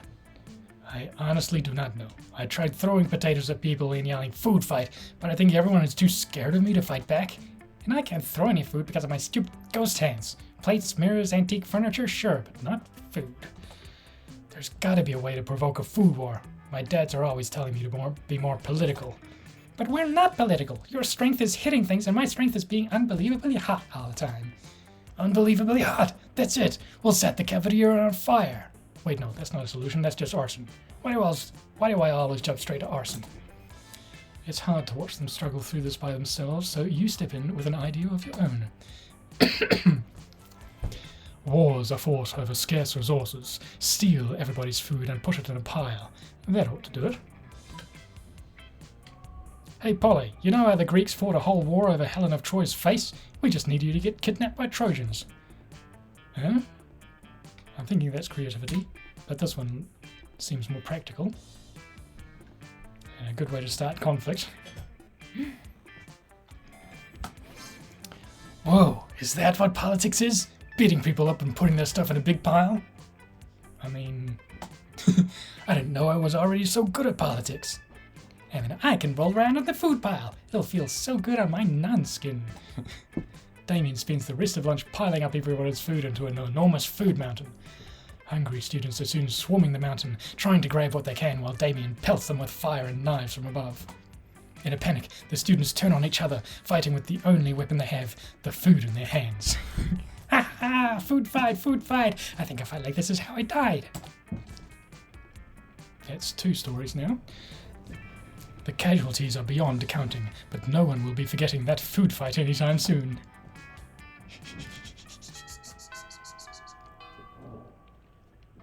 Let's go. Ooh, starting to get a headache. What do we need? Creativity.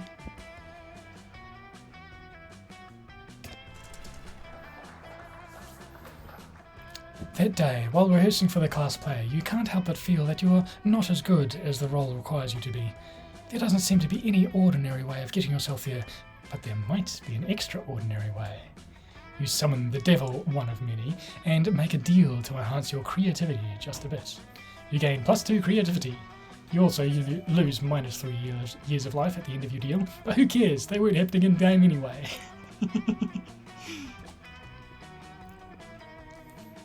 You're daydreaming about how Damien would look walking down the aisle towards you. When you see Damien walking down the hallway towards you. Yo, so listen, don't be uncool about this or make it a big thing, but I think you're pretty rad. Like, maybe even as rad as I am. So I thought it might be sweet if you could, you know, do some crime together. Would you be into that? I mean, could you even handle that? Yes, of course you could, and would, and should. What kind of crime are you into these days? Quick, suggest the most badass and romantic crime for an excellent date with Damien. Tax fraud and light treason.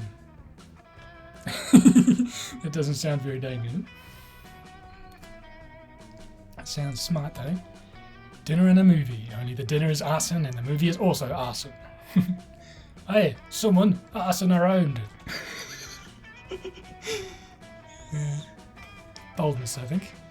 I think these two are both equal in my stats, so... Oh, it's internet. Arson and arson? Oh, really? What was that for?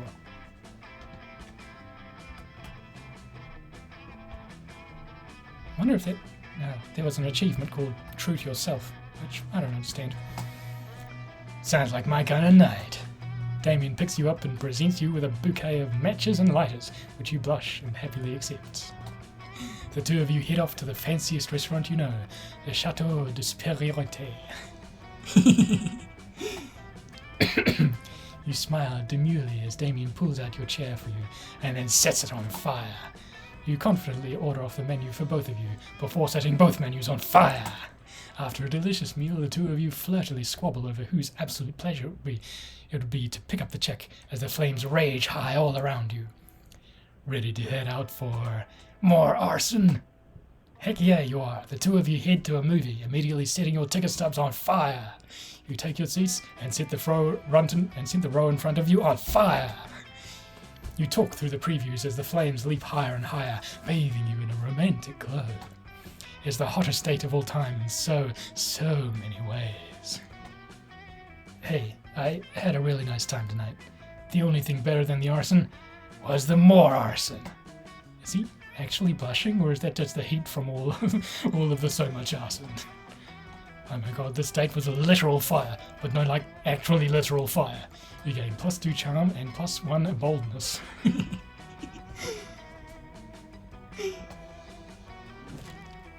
The monster prom draws near. Oh, I think this one is... Hey, noob.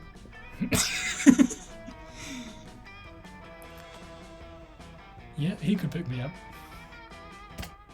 Let's go. You finally pluck up your courage and ask your beloved to go to the monster prom with you. Prom?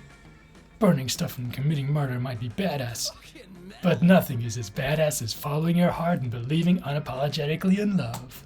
Let's do this. Let's live our lives with zero regrets. Prom, here we go. Eee.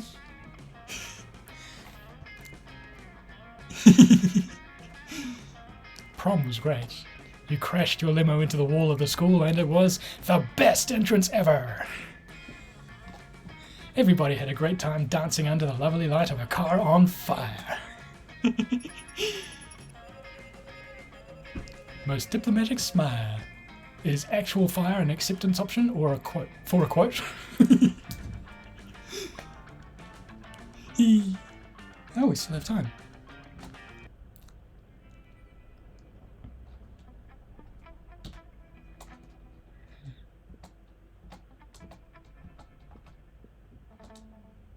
Damien found peace in the most unexpected way. He kept punching everything until one day he punched his own anger to death. He's written a book about it. Miranda started a non-profit to help countries without a monarchy, because all countries should have the right to be graciously ruled by the Mer Kingdom.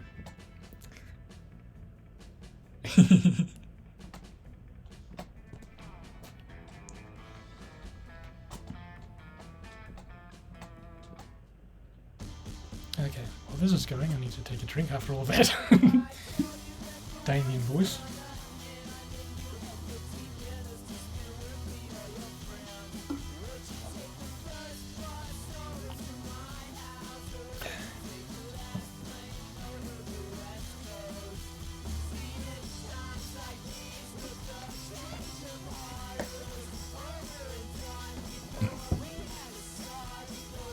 Okay. 6 new images.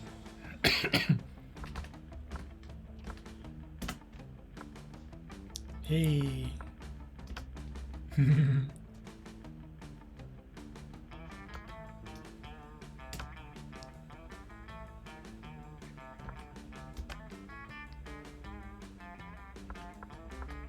New Polaroids. Ooh. Eee. Oh right, because there was the thing that happens after the credits.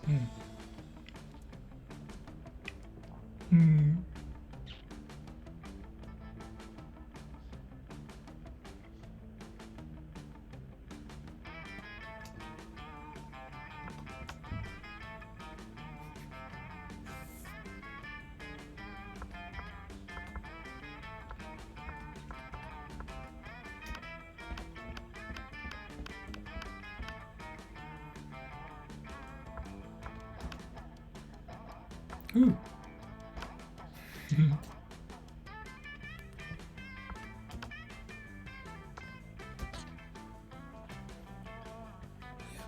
Might have time for one more.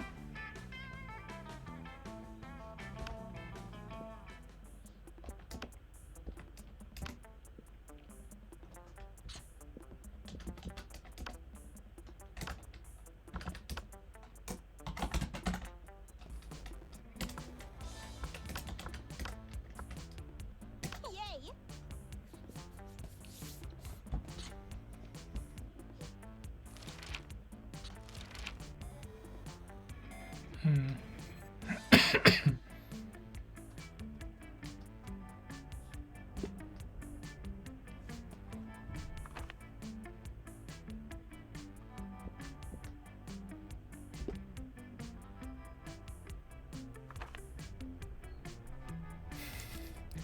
Your partner just gave you a cool gift for your anniversary, but you totally forgot. Quick, come up with an idea for a great gift. The head of their fiercest enemy. The abstract art of gratefulness. A pony. Always a pony. Anything capable of leading them to an overdose of some sort. Anything on fire. Or a weapon. No, a weapon on fire. A silly toy that makes silly noises.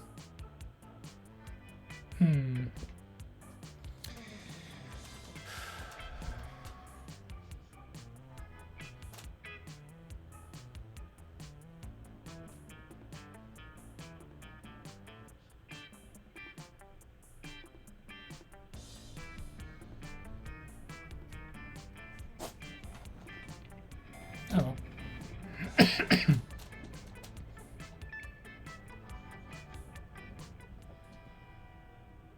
go. Okay.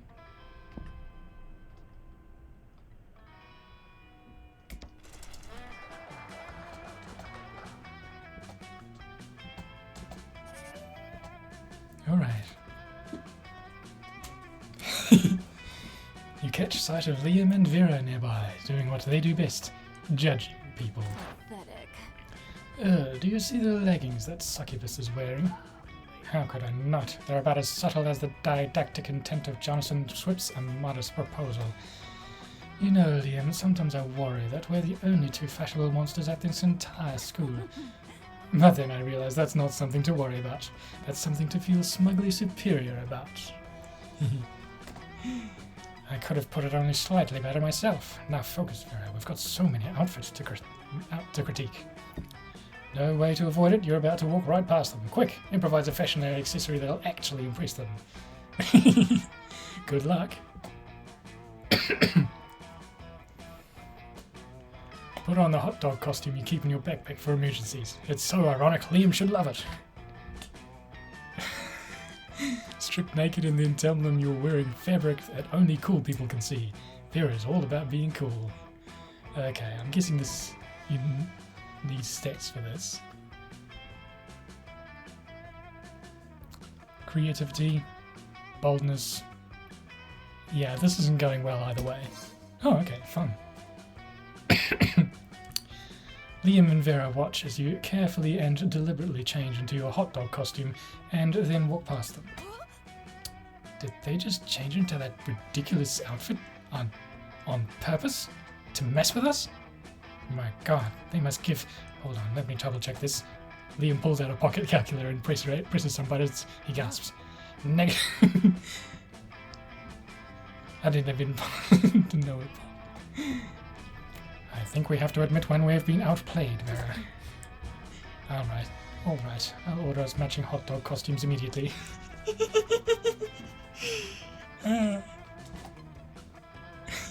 Finally, dressing like a hot dog is becoming the trend you always hoped it would be. You gain +2 charm and +1 fun.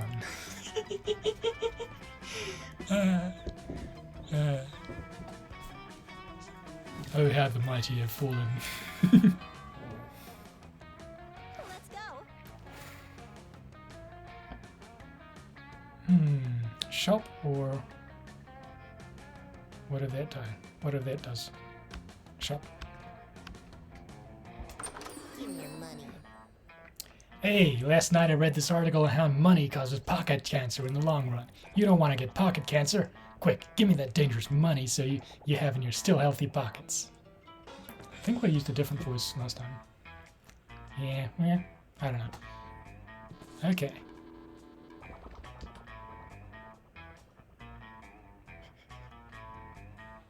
Are you sure about this? You can always use... Oh, who's texting me? I thought I hit him. Oh. Probably a birthday text.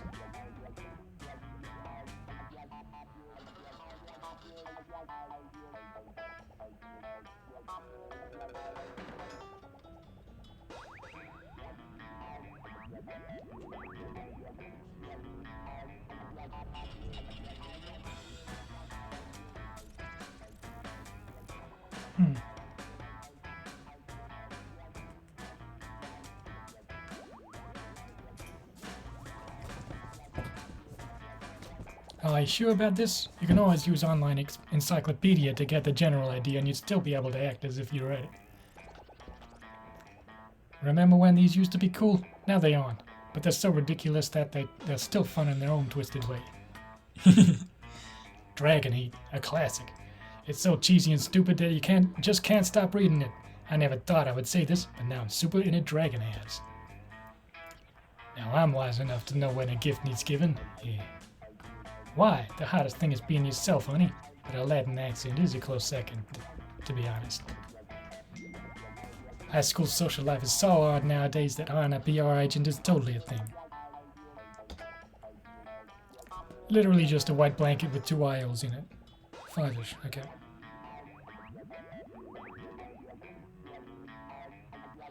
Literally just blanket with 2 IOs in it. You'd have to be an idiot to mistake this for a ghost costume, but most of our classmates are idiots.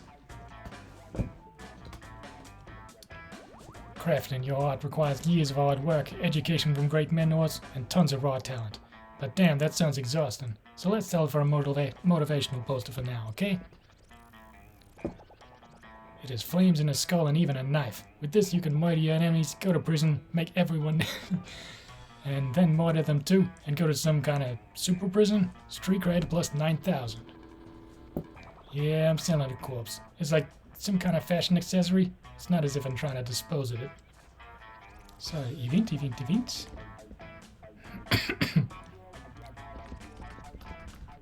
These are all the same price?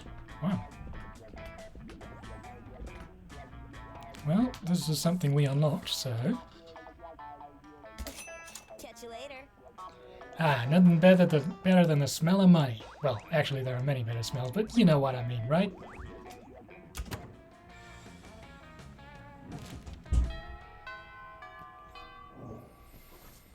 Let's go.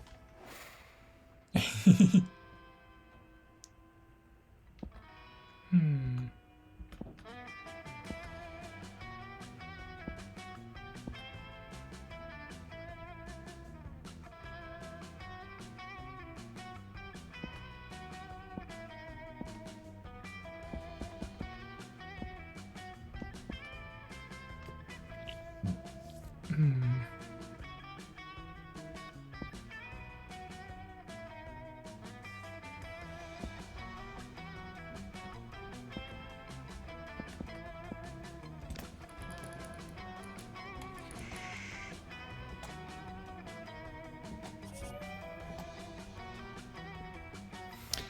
After that, you engage in a deadly match of truth or dare with truth or dare or death with Polly, and that would be a super interesting event to cover.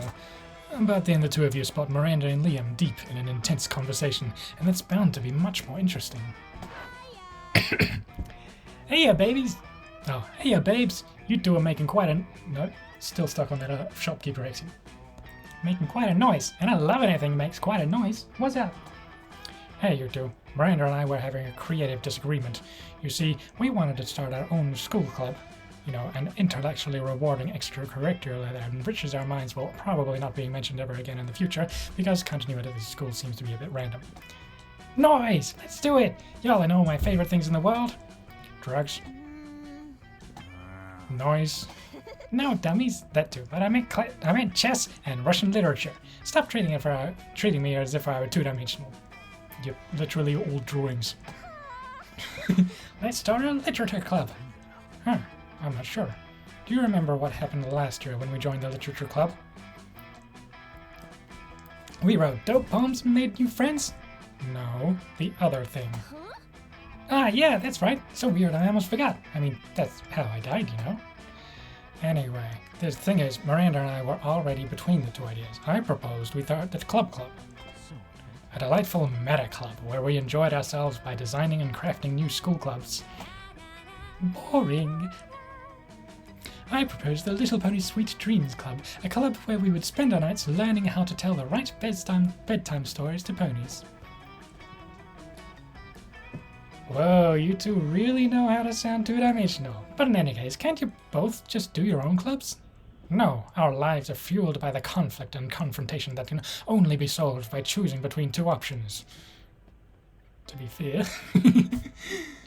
this is a video game about choosing between options, so... That's why we need you to choose which club is the best one, because Monday always seems to choose based on who they want to ask for prom. So which one should we go for? Just remember, one of the ideas includes ponies. A tough choice, mostly because I'm like super drunk right now. A tough choice indeed. It's your opportunity to convince Polly to one of the options, because no one is preventing you from making choices based on who you want to ask for prom. I mean, the pony one is at night, so technically it counts as a nightclub. The best club is clearly the club, because, and then just throw, because confetti. Now we should have hand tracking for that.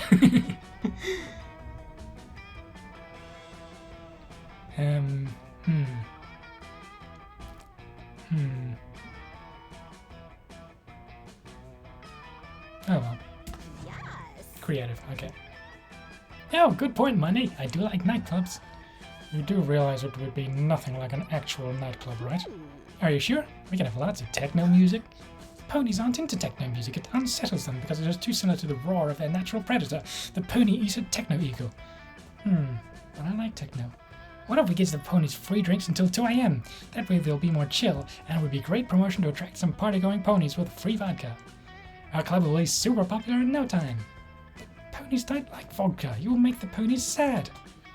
Miri, don't be such a naysayer. I agree to your club idea. Now we're a team, and you should respect my creative vision. Disgraceful. I don't like this club anymore. Thanks to Monday for ruining this. You're welcome. What can I say except you're welcome? I didn't like this club from the start, so thanks for nothing, Monday. You're welcome. Well, everyone's a critic now, huh? At least we learn new things about ponies, right? Mostly that they're kind of party poopers. Oh yeah, also that you're kind of bad at interacting with people. Because this was on you, not me. Peace out.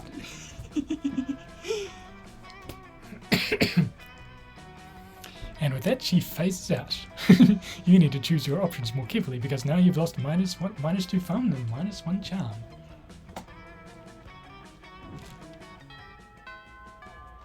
Oof. Getting overtime. Let's go. Oh well. I think we started a bit late anyway. What are we doing?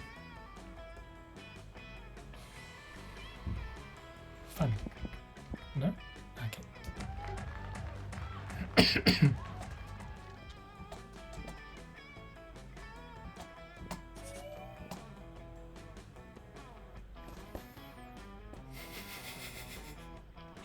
You're wandering down the hallway, reading Dragon Heat as discreetly as you can, which apparently isn't very, because Polly and Vera clock this immediately. Ugh, are you actually reading erotic fanfiction about dragons? Yes. Because we love Dragon Heat. I'm all about 19th century Russian literature, but a ghost girl can't say no to some erotic fanfic, am I right?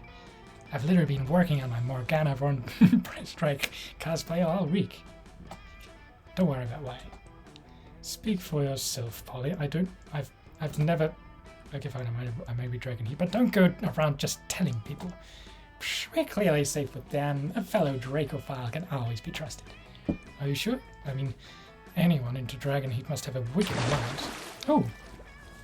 Thank you for the follow. Inosito Lito.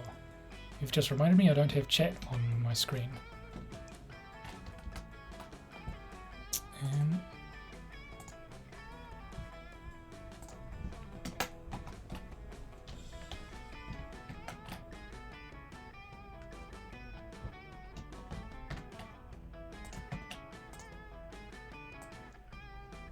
Cool.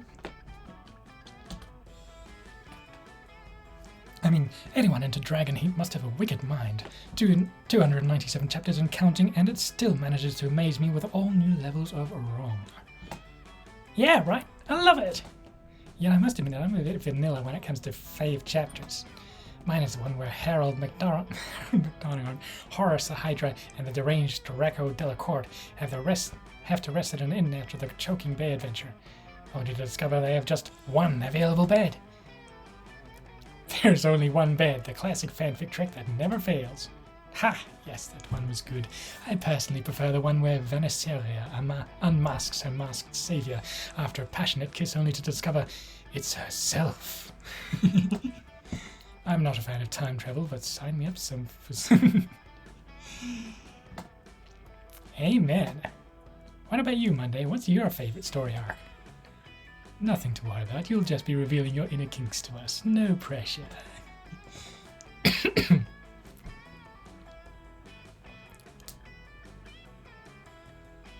Ooh, okay, that's second. This one is creativity, obviously. This one... probably smarts? I don't know. Oh well, let's see what happens. Fun, cool. Well, right, how could we forget about that arc? With 297 chapters, it is rather easy to forget some arcs. Yeah, but that one was epic. The tension and thrill of wondering who would be the chosen one each time someone used it. I must admit, this was very lubricating. Also, I should praise the fact that it was entirely written from the viewpoint of it. Who would have thought? Monday here is such a kinky deviant. Maybe we should do our own trial one day, huh? Let's not get ahead of ourselves here yet. But I might not. But I might or might not have an official of those myself. It's hard to say no to that kind of thing. Yeah. All those years of insecurity, and it turns out that erotic dragon fanfics were the ultimate icebreaker. You have +2 smarts and +1 fun to celebrate your unexpected discovery. Hey! Just noticed the chat. My day's been pretty good so far. We're almost at the end of the stream. This is the last playthrough. It's a short one. Yeah. How have you been going?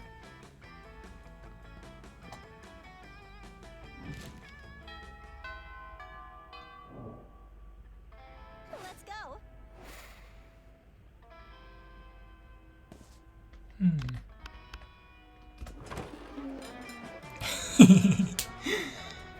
You're desperately trying to enjoy your meal in peace, but Coach insists on striking up a conversation. Hi, my beloved student.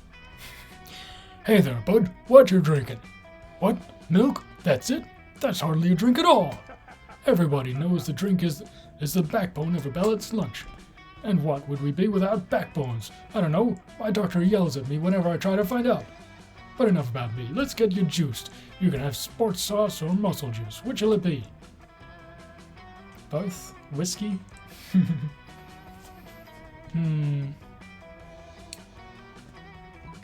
Boldness, I think. And fun? Or is this fun? I've not been making much progress on these stats this round, but pretty tired. What time is it for you? It's like 3 in the afternoon for me, but I'm guessing lots of people have come from different time zones.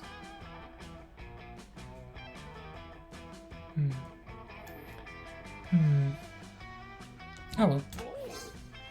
Both? Both? What a bold choice! Especially considering that these two liquids combined create another highly explosive liquid.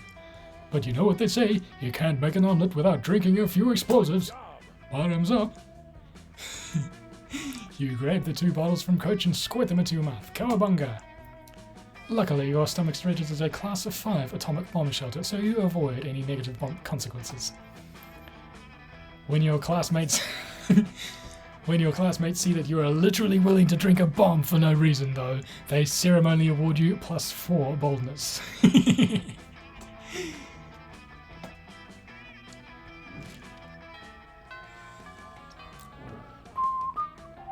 go.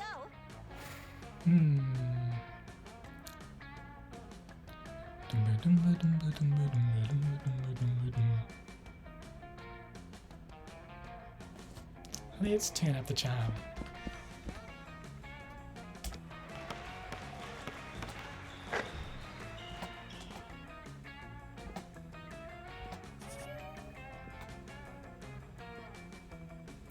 Later, you're carrying around your precious dragon heat when you're spotted by Miranda and Damien. Wow, dragon heat! I love it! Also, you may not know this about Damien just by looking at him, but it turns out that he, too, is a hopeless romantic at heart. Are we reading the same series? I'm in it for Dragon Dong, Miri. Nothing so bad yet so good as a billionaire dinosaur made me gay. Damon, you are being utterly foul. Don't profane the deep emotional connection between Harold and Godiva. 10 PM, haven't slept well. I probably shouldn't be speaking so energetically then. He's hoping you can get an alright sleep tonight.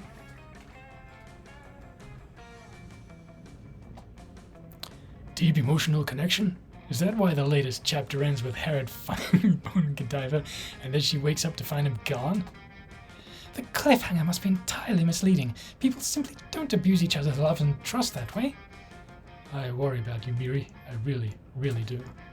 I just desperately want to know what happens next in Dragon Heat. Do you think that Harold is capable of being so mean-spirited? True art imitates life. Let's look at Damien's sexy messages to see what he's capable of, shall we? Harold may or may not be a scoundrel, but love is alive and well. Let me take both of you on the greatest three-way first date ever to prove it. Okay. Boldness and charm, I think.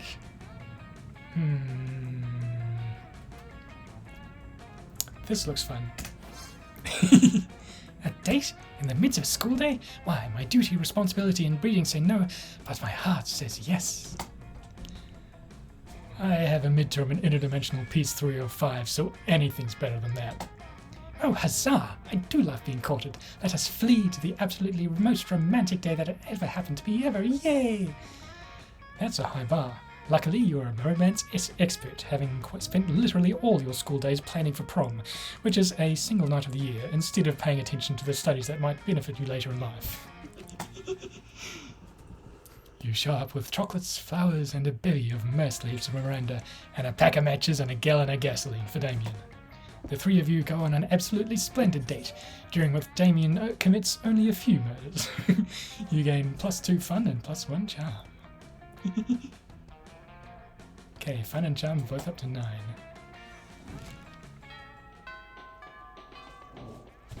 Let's go. Okay, creativity could use some work. Whoops.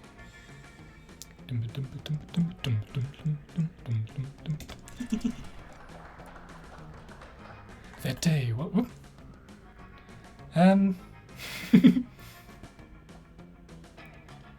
My voice does get tired at some time. That's why I have water here with me.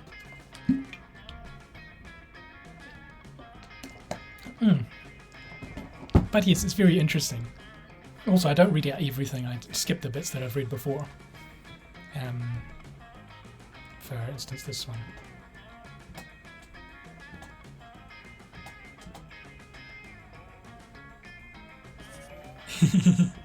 Okay.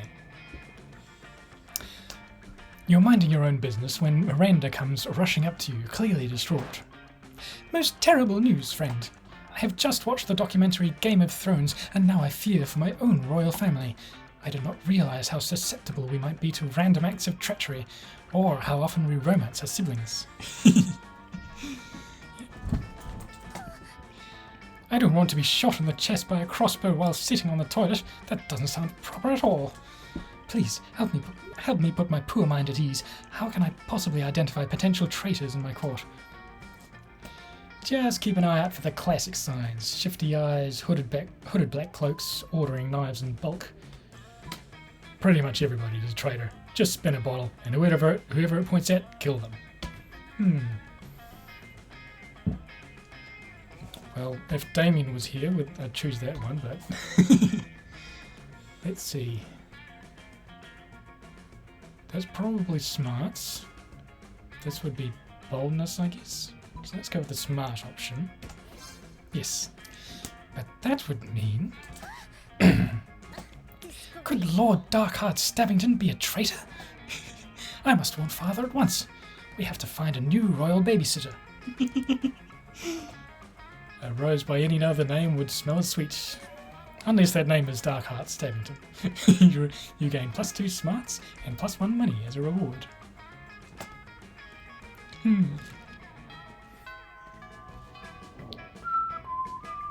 go. Alright. Already done that one. That's the shop, probably.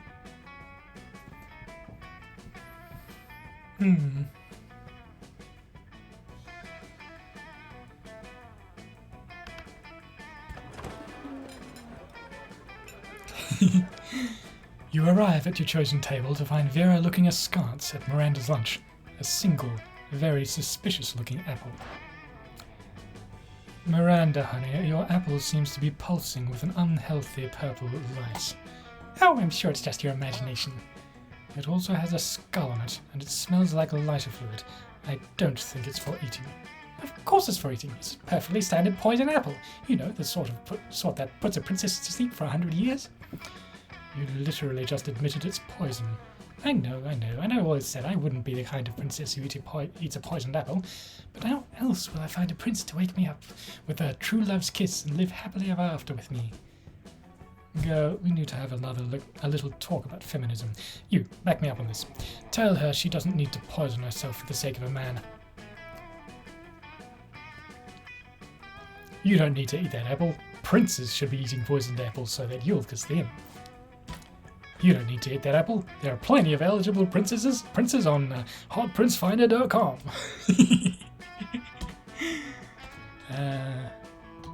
Smarts, charm or boldness or something. I don't know. A marvelous idea. If the princes are asleep, I shall be able to assess them fully before making a selection. Come to think of it, I suppose this is why the princes prefer sleeping damsels to begin with. God, royal marriages, the whole thing is like a meat market. In my kingdom, it's more of a fish market. I can't see that behind the chat. I assume it's an ellipsis. In any case, you two have truly opened my eyes. I shall be sending poison apples to all nearby princes forthwith. Miranda gets to work poisoning all her suitors. Vera is very impressed with your enlightened opinions on gender and poison. Let's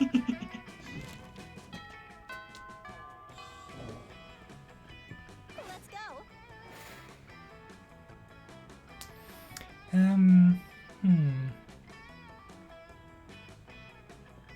Could do with some more creativity. That day, while rehearsing for the class play, you aren't especially good nor inspired. For once, it seems you aren't getting the classic creativity boost from the auditorium.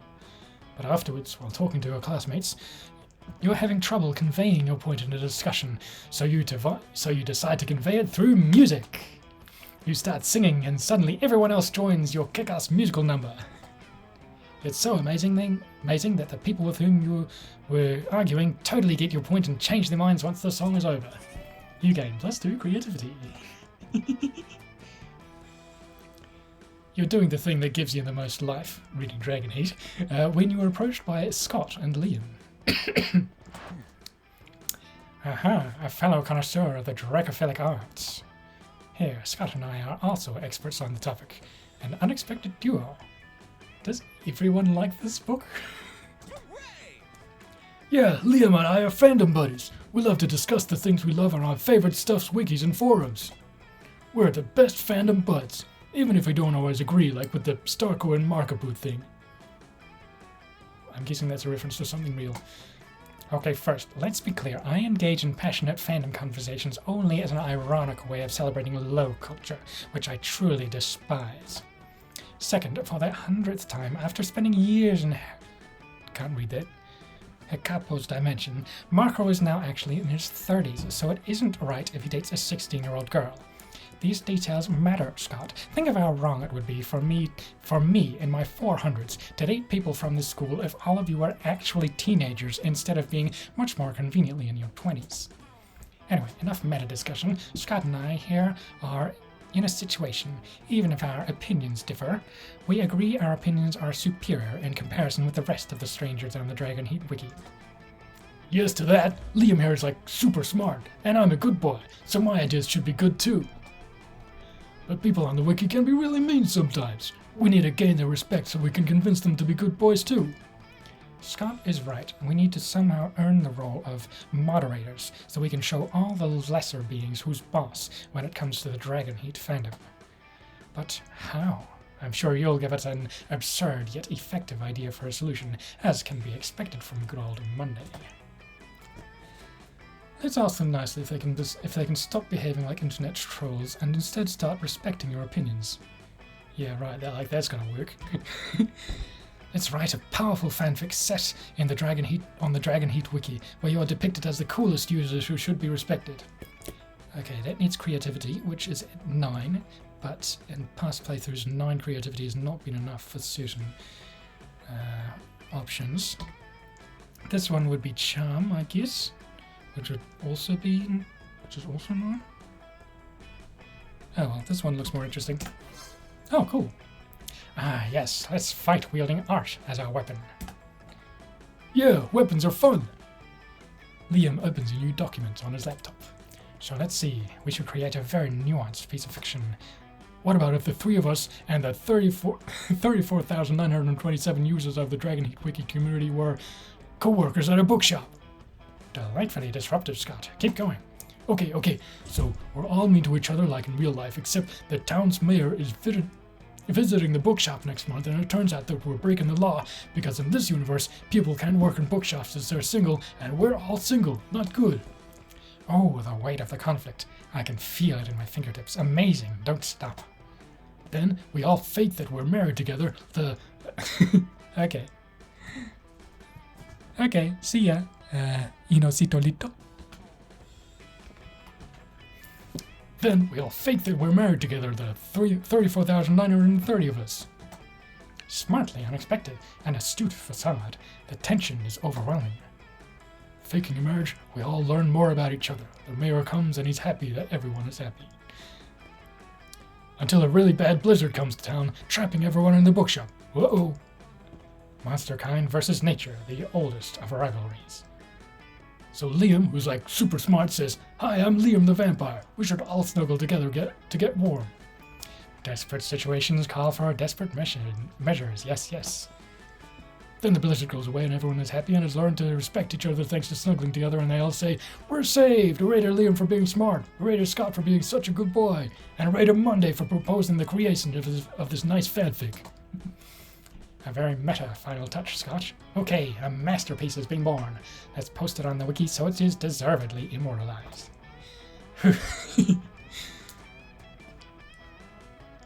Yeah. Some hours later, the users of the Dragonheat Wiki start to comment about how moving your fanfic is, how they've met their inner feelings thanks to it, and how they're now capable of acknowledging your leadership skills. Hang on, there's an emote there. What is that? Oh, I can't tell. Oh well. And so they make the three of you moderators. Art truly opens people's minds, Scott. I must admit, we've done a true fanficatoire. Hooray! Ooh, fanficatoire. Oh la la. You truly impressed these two, you creative. You gain +2 charm and +1 creativity. The monster prom draws near. I didn't go for anyone this playthrough, so this is the actual option that I would do in real life. You ask nobody to prom, because as cool as prom might be, it won't ever be half as cool as Dragonheat. Goodbye to social anxiety and hello to very elaborate plots to get various dragon hotties. Dragonheat! And so you spend prom night at home reading Dragonheat. Who wants to cope with boring real life when you can enjoy an imaginary one? These two actually resemble two of the classmates. And what an imaginary life. Countless epic adventures that eventually turn into lots of awesome... Also, I heard they're working on some kind of Dragonheat dating sim. Life is wonderful! Huh. Best at being alone. Yeah. Good one to end on.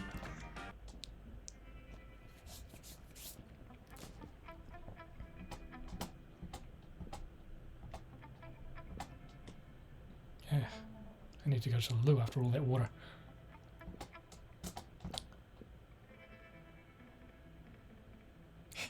Scott became an athlete. Not so long ago, he won the prestigious national award for being the best at doing sports.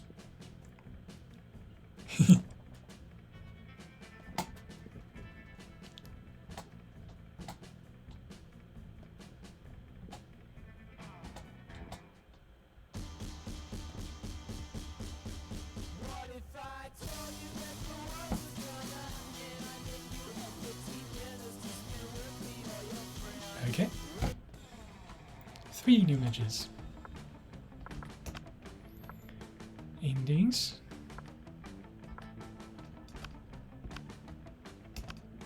Hehe.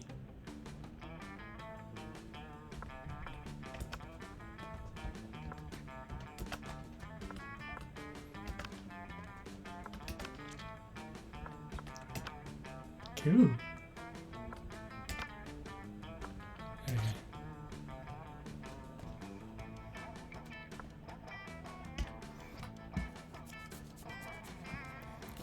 Alright, let's see if there's anyone we can raid. Oh, wow. Lots of folk.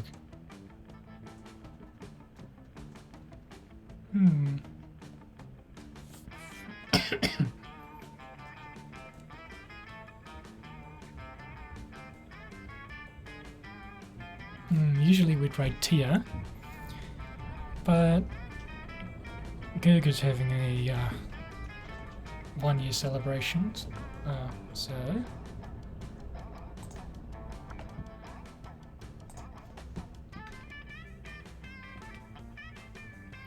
alright. Ka kite anō.